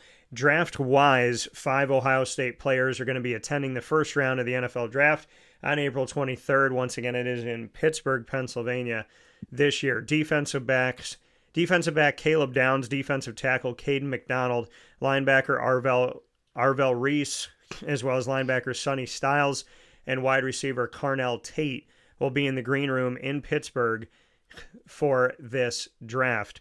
Now, Ohio State has a chance to join Michigan State in 1967 and Notre Dame in 1946 as the only schools to have 4 players selected in the top 10 ever in NFL draft history. 2 players each from Alabama and Miami will be attending. The Crimson Tide will have offensive tackle Caden Proctor and quarterback Ty Simpson. The Miami Hurricanes will have Reuben Bain Jr., defensive end, and Francis C.C. Mauigoa of the offensive line. They also have another player that I imagine is going to be drafted in the first round, and I called this months ago, was that Miami would have defensive lineman Reuben Bain Jr., as well as his fellow defensive lineman that's going to be on the board. And they're both projected to go early on here in the draft. But, I mean, when you look at what Miami has, I would have thought that Reuben Bain's not the only one that's going to be there. I thought Akeem Mesidor would be there as well. But I think both of the guys are going to go in the first round. The other players attending are Texas Tech linebacker David Bailey, LSU defensive back Mansour Delane, Auburn defensive end Keldrick Falk, USC wide receiver Makai Lemon, Notre Dame running back Jeremiah Love, Arizona State wide receiver Jordan Tyson, and Tennessee cornerback Colton Hood will all be joining. The Big Ten leads all conferences with 6 prospects confirmed to attend, followed by the SEC with 5, the ACC with 2, the Big 12 with 2, and Notre Dame with 1. Heisman Trophy winner and Indiana quarterback Fernando Mendoza, the projected number 1 pick, is expected to watch the draft with family and friends in Miami. The top overall pick, not in attendance at the draft, the last time that happened was Trayvon Walker when he was selected by the Jaguars in 2022, Trevor Lawrence in 2021, Baker Mayfield in 2018, and Myles Garrett in 2017 all opted to spend draft night with their families at alternate locations. So shout out to a man full of faith and a man that's been all about family to continue to live up to that, as Fernando Mendoza has decided to not be on site at the draft, but instead be home with his family in Miami. We will take a step aside for a fast break. When we come back, we'll wrap things up with some talk about Syracuse coming off of their spring game, as they've now finished spring practice, which is insane that it's happened already. We'll talk about it right after this inside the Great Lakes Honda City Studios. And now a message from Myers Creek Brewing Company, with locations at their Cazenovia Farm Brewery, Syracuse Inner Harbor Tap Room, and soon to be Lake Placid Tap Room. Well, I think first and foremost, the Feldmeyer family and our team are extremely passionate about what we do. We care very much about what we do. The Feldmeyer family is always investing. Our taproom management team, our brew management team, our marketing management team, and all of the team members that get after it every day, they leave it on the field. They put their heart and soul into it. I know for a fact that everyone that works at Myers Creek wants to be there, and we want them to be there. You know, we want them to feel good about their job. And again, if you've never been to a Myers Creek, especially to the brewery, I mean, I want your eyes to open really big. I want you to see how big of a brand this is. I want you to see where we're going. The sky is the limit, and I feel very proud of that, and I'm very excited about that. When you think of designing a menu for a brewery, it's kind of open to a lot of different interpretations. I mean, you can do American, you can do Asian, you can do Italian, and you just have to find, you know, how that meets that pub style dining experience, that gastropub vibe. And I think it's super fun for us because obviously we know that, you know, everyone in the world's going to sell a pizza or a burger or a french fry, but what can we do to be different? And what can we do to be true to who we are? We are a brewery, you know, a brew pub. So the flavor profiles are kind of all over the place. And I think it's super cool that we have a massive smoker at the brewery in Cazenovia, and we smoke a lot of our products. We have a delicious smoked turkey. We have barbecue ribs on Sundays. From a pulled pork sandwich to a chicken wing, you go to the Inner Harbor and you go to the Caz location and you'll find similarities in the menu, but also things that are a little different and also kind of fit those different demographics or different communities, and also hopefully just drive you to try every tap room that we have open at some point, because you get a little something different at each one. You know, we understand how hard it is to, you know, work every day and get after it every day, and when you're done at the end of your day, you want to go out and put your feet up in a good ambiance and good environment. So we take pride in that. We make sure that everyone knows that they're very much valued to us.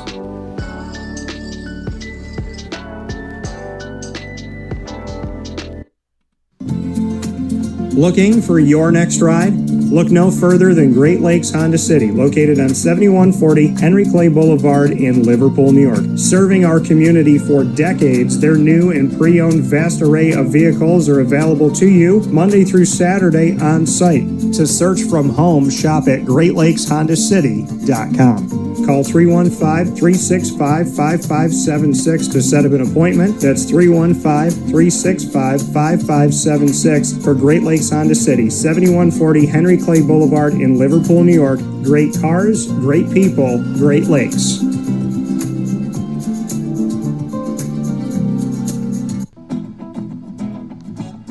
Hi, this is Amy from Mother's Cupboard, home of the whole frittata. We are open daily 6 a.m. to 1:30 p.m. For takeout orders, call 315-432-0942 and tune in to Wake Up Call with Dan Tortora for our monthly food challenge, and try our Wake Up Call signature menu item, available 7 days a week. Here at Mother's Cupboard, we are Central New York, and it's our honor to serve you.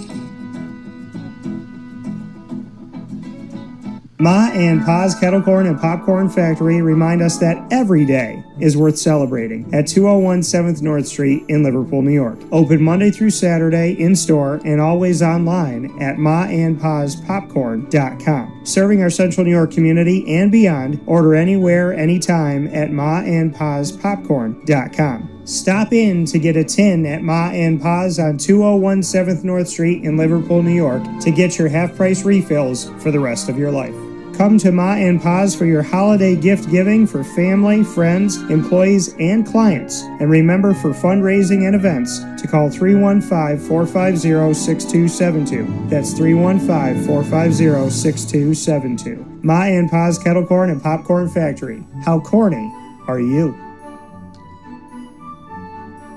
This is Jimmer Sikowski, owner-operator of Chick-fil-A Cicero, 7916 Brewerton Road in Cicero, right in front of the Home Depot.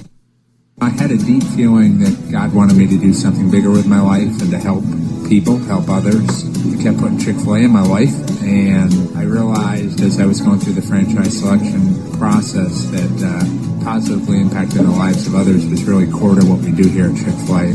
First of all, it starts with the food. The food is brought in fresh daily.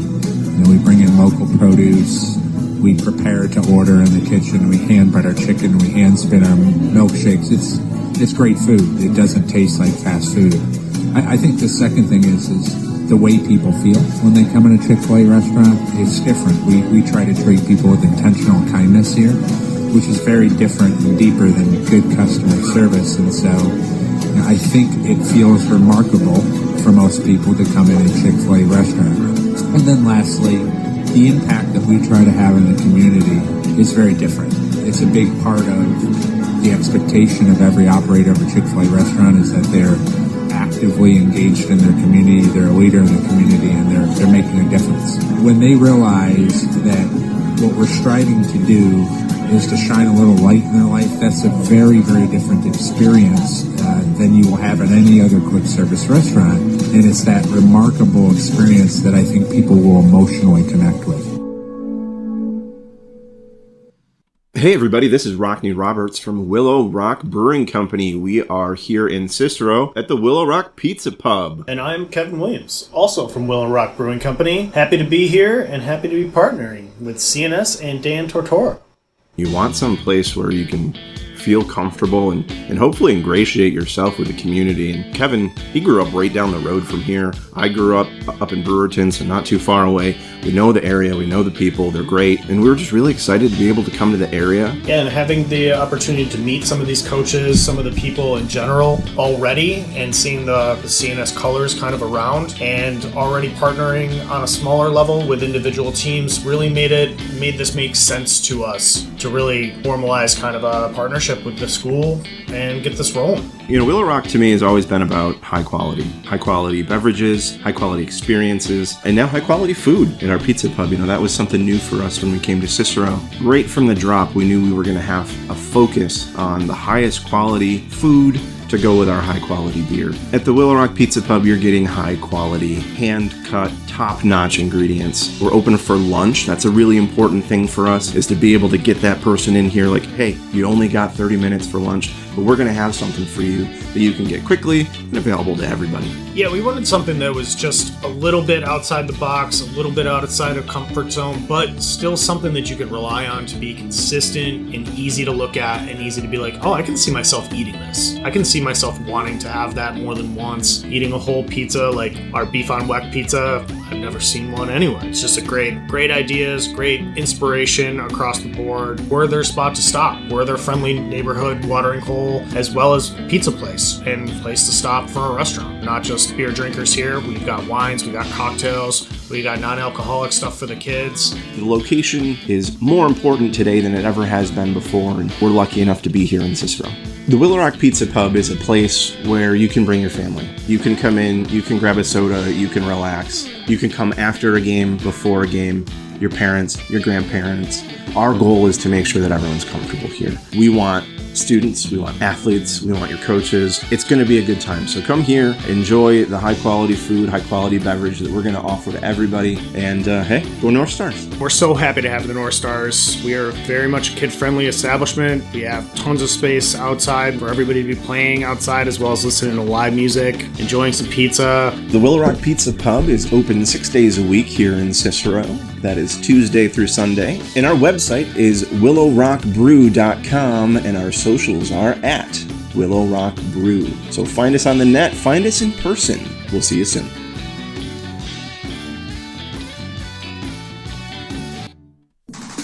The Wildcat Sports Pub in Camillus, New York is located on 3680 Milton Avenue in the Home Depot Plaza. It is your family-friendly sports bar and restaurant. Folks, some sports bars aren't family-friendly. Some family-friendly restaurants are not sports bars. The Wildcat Sports Pub in Camillus, New York is proud to be both. It is that marriage that you've been looking for years. The Wildcat Sports Pub is your home base for your sports bar and restaurant needs, games for the kids, indoor and outdoor activities, and enough things on the menu to come back every single week and get to try something new. They're open Sundays from noon to 8 p.m., Monday through Wednesday, 11 a.m. to 11 p.m., and Thursday through Saturday from 11 a.m. to midnight. For reservations and party information, call 315-487-2222 for the Wildcat family-friendly sports pub and restaurant.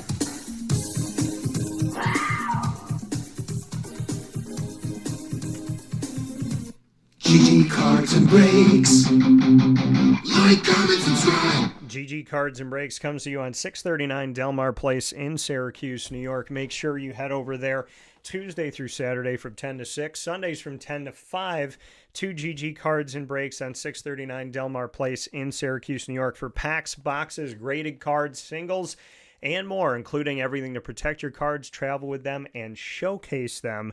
There is nothing like being a big kid, and we all have to have that spirit, right? No matter how old you get, you always want to have fun, and there's something about GG Cards and Breaks that creates an environment of having fun, meeting a stranger, and leaving with a friend. We'll see you over at 639 Delmar Place this week. Big time shout out to Chick-fil-A in DeWitt on the corner of Bridge Street and Erie Boulevard. Chick-fil-A in DeWitt wants to see you today for what they're calling Nostalgia. The Jalapeno Ranch Club Chicken Sandwich is available to you in original, spicy, and grilled. And of course, the strawberry hibiscus beverages are there for you as well. Head over to Chick-fil-A in DeWitt today. You can't miss it. Double drive-through that is waiting there for you. Giant parking lot and the massive brick building right there on the corner of Bridge Street and Erie Boulevard. And many thanks to Gray's Craze, our newest partner here on Wake Up Call with Dan Tortora. Their charcuterie boards and boxes coming to you in Clay, New York on 4599 New York State Route 31, Suite 5 in Clay. Make sure you head out to Gray's Craze. Whether it's you're doing it for you and your significant other, your family, or you have a big time event going on when it comes to a team banquet, a wedding, an anniversary, whatever party you have going on, whatever your plans are for the night, Gray's Craze is all about celebrating everything, and you can do that today by heading out to 4599 State Route 31, Suite 5 in Clay, New York. You can call for more information at 315-409-4171. That's 315-409-4171. Avicoli's Restaurant, located on 7839 Oswego Road in Liverpool, New York, has been serving our community for decades. Your place to go for home cooking on the corner of Route 57 and Wetzel Road is just minutes from Liverpool High School. And every single month, Wake Up Call with Dan Tortora is on site, on location, with Liverpool sports, student athletes, coaches, and administration telling their stories throughout the year. We look forward to seeing you on site at Avicoli's for their casual available pizza side, their fine dining, as well as their bar. And of course, you can order online at myavocollis.com. That's myavocollis.com. For takeout, delivery, and catering, call 315-622-5100. That's 315-622-5100. Come on in to the neighborhood spot Avocollis, open 7 days a week in Liverpool, New York.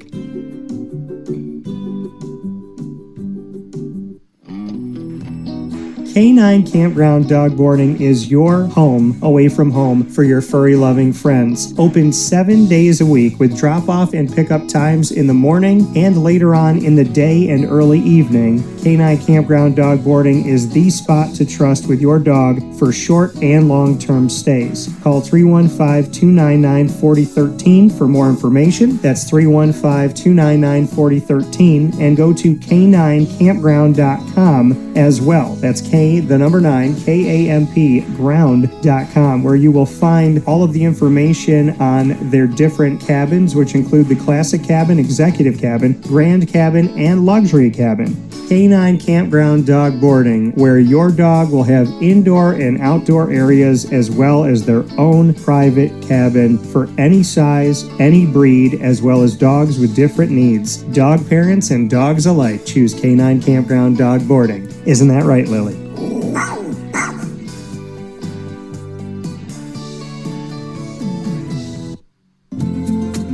Looking for your next ride?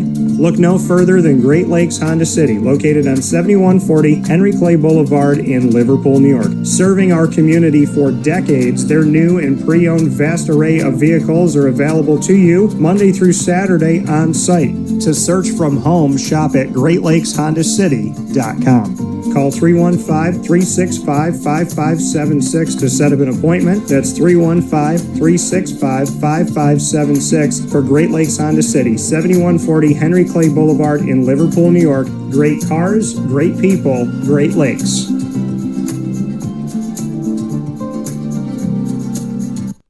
And welcome back here to Wake Up Call with Dan Tortora inside the Great Lakes Honda City studios. Great Lakes Honda City coming to you on 7140 Henry Clay Boulevard in Liverpool, New York. Make your way over to Great Lakes Honda City today and let them know that DT sent you. We have one final piece of today's broadcast, and that piece has to do with the Syracuse spring game. I took some notes here from the spring game, so I'll share them with you here. Davian Kerr, there's Davian and Davion Kerr. They are twin brothers, but Davian Kerr, Davien Kerr, intercepted Zaid Lot earlier in the game, and then Chris Diapollonia intercepted Amari Odom. So two early interceptions, one from Davian Kerr, who comes back on the team from last year, and then newcomer from Toledo, Chris Diapollonia. And then Amari Odom seemingly had a touchdown keeper as he ran around the left side, but it was called off. Ends up being a 29-yard field goal by Trip Woody, who had a big day, and that gave the orange team a 3-0 lead over the blue team. Danny Lauder came in for Odom. First pass that he had was complete, short to the left sideline. Second pass was also complete to Terrell Wilfong after play action, a 19-yard gain after Wilfong went to the middle of the field and then had some room. Lauder would come off the drive 3 for 3 after completing to Elijah Moore, which I think is the most common wide receiver name in America, Elijah Moore. And then Odom aired out to Wilfong for a long reception himself. So Wilfong continues to get some work here. Terrell Wilfong wearing number 88, Syracuse wide receiver. He is on the team for this season as one of the new faces of the receiving corps. And to say something else about Terrell Wilfong, he is also the guy who caught the one-handed behind his back. He literally was running a route, and I have it on video. You could see it on all of our social media and our YouTube channel.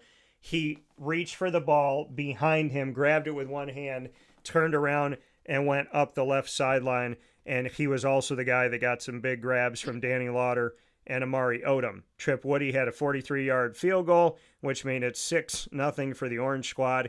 Zaid Lot, who is a freshman, he got a first down to Omari Hatcher, who's wearing number 2 now instead of number 5. Zaid Lott then scrambled for a first down. Then he had a 10-yard pass to Hatcher in a 3rd and 7 for another first down.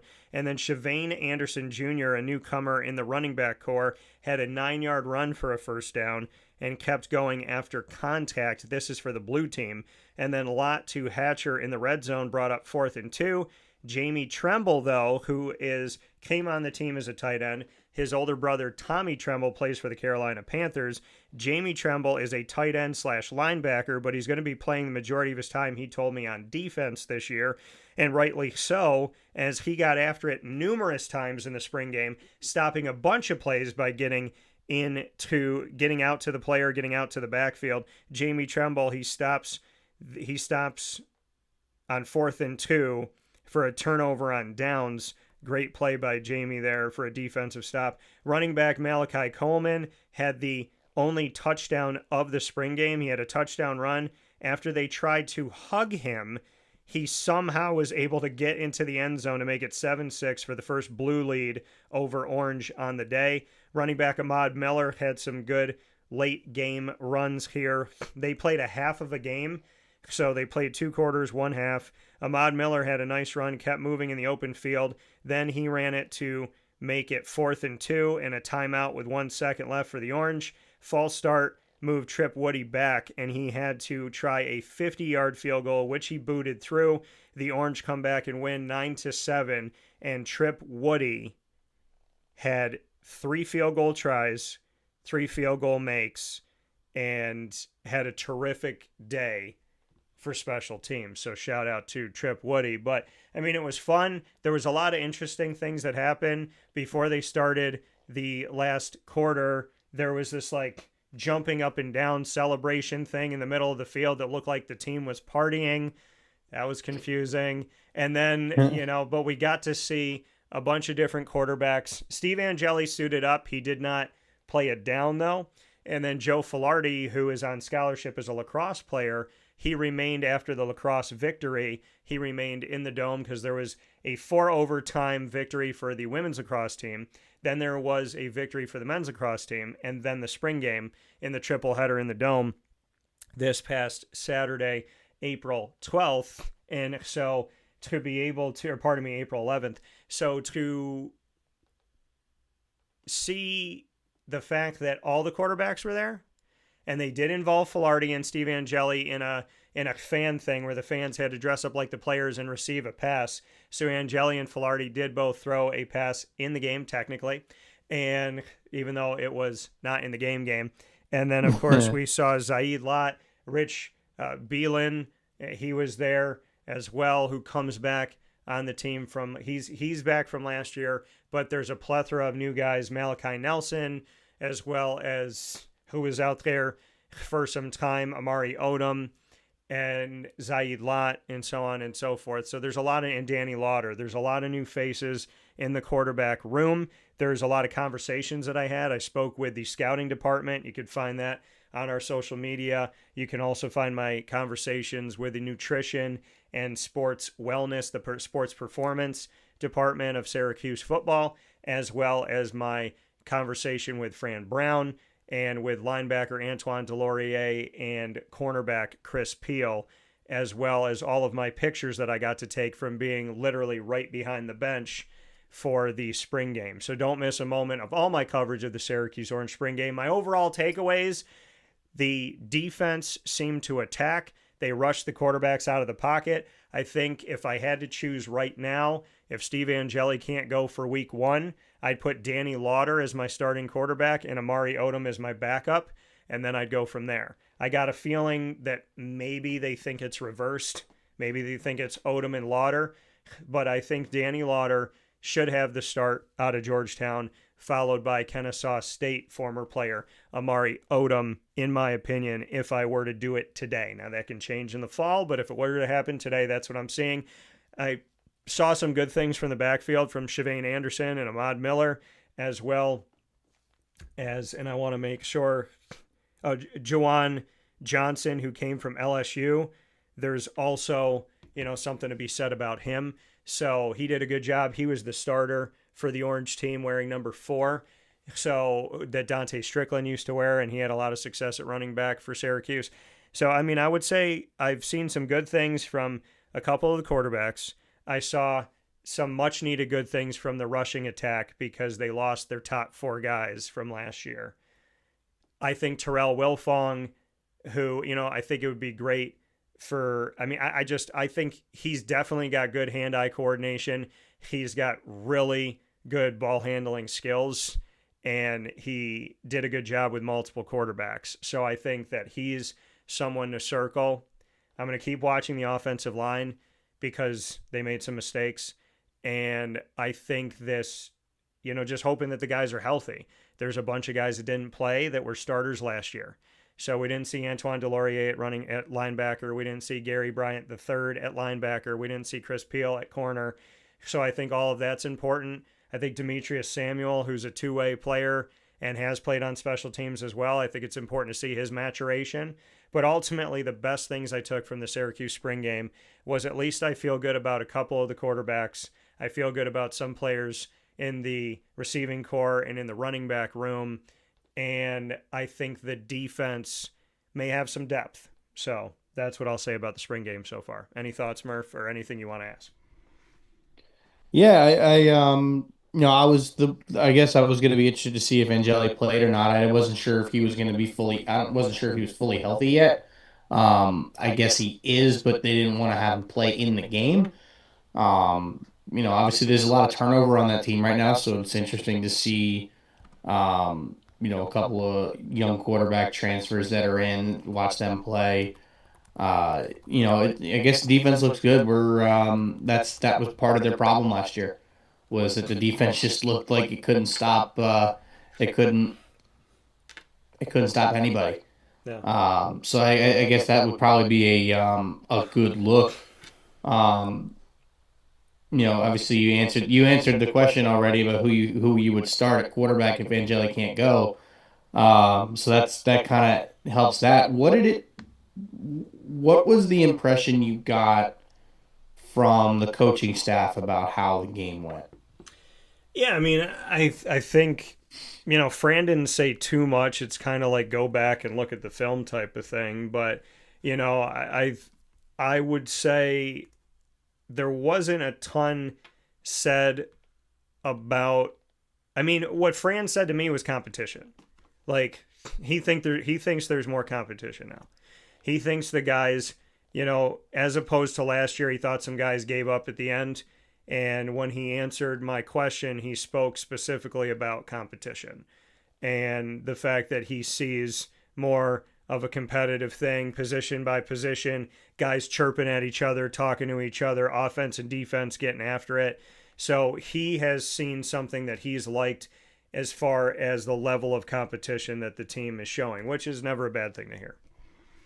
Oh, for sure. And obviously he's kind of shown in going into year 3 now that you've seen the good, you've seen the bad. Which is going to be more prevalent? Is it going to be the good or the bad? So you got he's got a few months, got about 4 or so months to really figure that part out and figure out who's going to be playing, who's going to be playing where, and how to build the team to be successful for next year. Yeah, so I can't believe that the spring is over. I really like going to practice, and I really like watching all of that. So, I think there's a lot to be said about the fun of the spring and just kind of being sad that it's not happening in the here and now. But ultimately, it was great to have it. It does happen in the midst of March Madness, which makes it tough sometimes. But always good to see it, and always good to be able to see the orange and blue in the dome. With that being said, inside the Great Lakes Honda City Studios, Murph, as always, I appreciate your time. Congratulations once again to Rory McIlroy for doing what he has done and getting himself to 6 major title wins, having a Grand Slam, and having back-to-back Masters Tournament championships. Yes, sir. Before we go, I actually want to show off a card that I got. I'll keep it very brief here. Obviously, this is so they don't really make a whole lot of baseball downtowns. Yeah. This is out of 2025 Panini 3 and 2. It is a card I will not be selling at any point. It is a PSA 10. Mike Piazza downtown. Oh, that's crazy. Ironically enough, this is now the most expensive Mike Piazza card I've ever owned, and yet I literally own his most valuable rookie card. Yeah. And yet I own a card that's worth more. That's the crazy part. That's really cool. I didn't even know they made downtowns for. They and I don't even necessarily care that it's non-licensed. They came out this past year. I didn't even know they existed until I saw one pop up on Facebook. Or not on Facebook, on Instagram. Yeah. And I was like, I have to get one. So I was patient. I waited until, I got the right eBay auction and I was not going to pay more than what I wanted to. And, I ended up getting it for less than what I was willing to pay, which was even cooler. Yeah. But it doesn't matter because I'm not selling the card, and I've already paid myself back my credit card for that purchase. So that part's all squared away and taken care of. But I hadn't gotten to show that one off of the show yet, so I wanted to bring that one up because it's a pretty darn cool piece to add. That'll be sitting on my desk for a long time. Yeah, no, and I know how much Mike Piazza means to you, so I'm happy that you have that for your collection and that you get can you see it? What? That's the picture I took in New York. Yeah. You can't really see it, but I had it signed when we were at the Philly show. That's awesome. So I finally got to put that up in a frame and put it on the wall. Yeah. So you got to meet him, got a signature. Even though we're moving in less than a month. Yeah. Well, not less. We're moving in about a month. Yeah. So obviously I'll have to you only get a handful more episodes for me out of the studio here. It's going to be very different when we move. Yeah. Well, I mean, at least you get to do this and have this opportunity and get to share that with Mike Piazza. And we always appreciate the fact that, I appreciate the personal collection, right? Because there's something about having the cards that you're not going to sell and the ones that you love and the ones that I have the ones that stand by me and are here hanging out. Mm-hmm. I have the one right over my shoulder of Josh Brolin signing his signature and then writing Thanos where it says Josh Brolin as Thanos. So he matched it on top here and he signed it in gold and the card's in gold and it's a refractor and it shimmers and it's just gold everywhere. Mm-hmm. And it's just really cool. And it's got the official thing on the back that he signed it. So, I mean, it's something that's never going to get sold. So, I mean, I appreciate the personal collection, of course. For sure. And it's one of those things where, like, if you're in the hobby, never forget about your personal collection. Get cards for your personal collection. I don't like to spend big money on cards for my personal collection. That's the most I've ever spent on a card that I'm keeping. Yeah. That will probably be broken at some point when I get Juan Soto's first Bowman auto. But I'm not prepared to fork over $1,500 for that right at this moment here. I'll get one eventually. Will I keep it? I don't know. That I know for a fact I'm keeping because, the thing is, like, I'll pull cards out of my PC all the time. I pulled a Piazza auto out of my PC to partially fund that purchase, so I got about $200 back of the $700 that I paid for that card. So, like, I'll pull stuff out of my PC at times, but there are certain cards that I will buy that they're not going anywhere. And the three right here of Piazza specifically. Whoa, hang on. The three right here of him specifically, we got Lear Update. This is his his true rookie. This is the most valuable one. You have the 92 Bowman. Yeah. And then you have his Downtown. So those are without a doubt probably the three most important cards in my collection of Piazza that I know for a fact. The only way I would sell this one is if I got a new label. If I got the new label PSA 10, I might sell that one, the Bowman. Yeah. But this one's never going anywhere because that is the new label of the Fleer Update.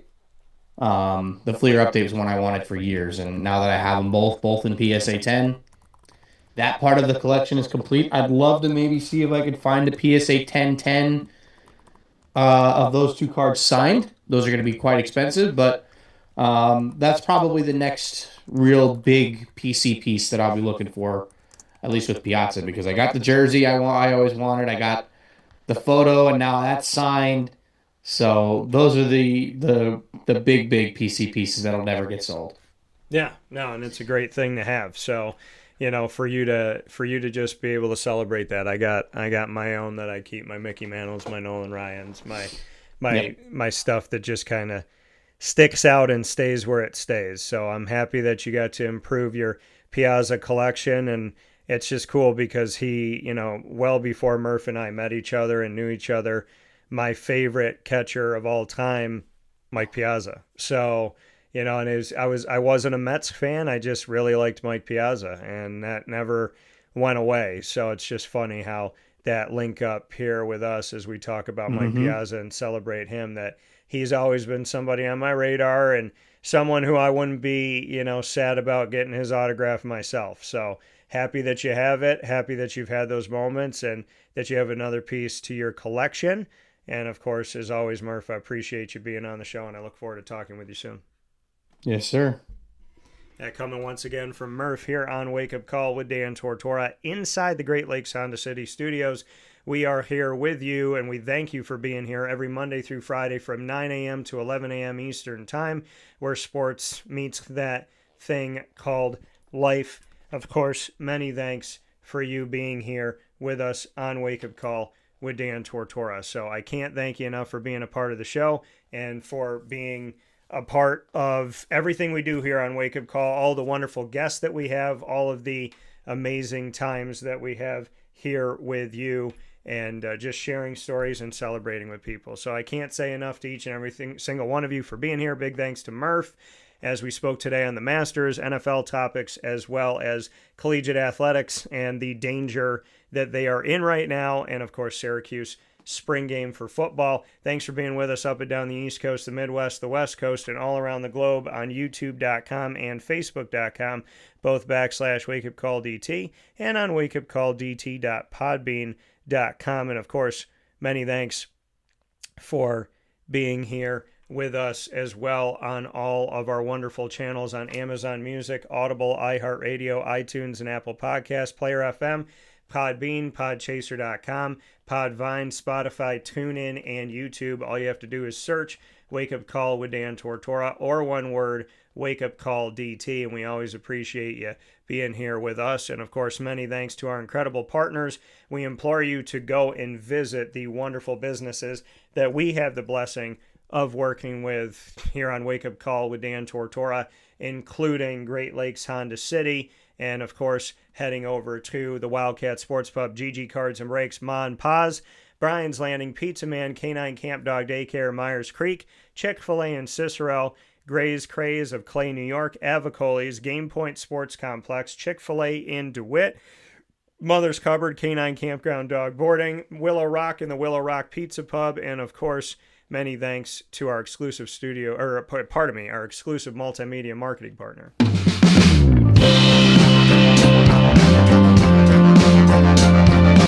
Binghamton University. Binghamton and the Bearcats are with us every single week on Tuesdays during Bearcat time at 10 a.m. Eastern Time.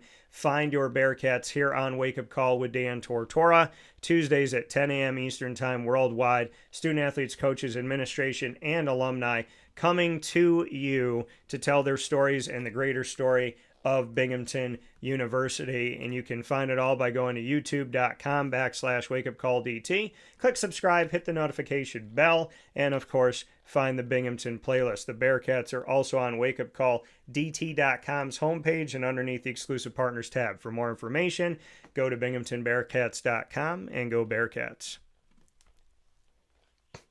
With that being said, here on Wake Up Call with Dan Tortora, have a beautiful day. Facebook at Wake Up Call DT, X at Call DT, Instagram at Wake Up Call _DT. And from these Great Lakes Honda City Studios, we say, God bless, no stress, do your best. Take care, everyone.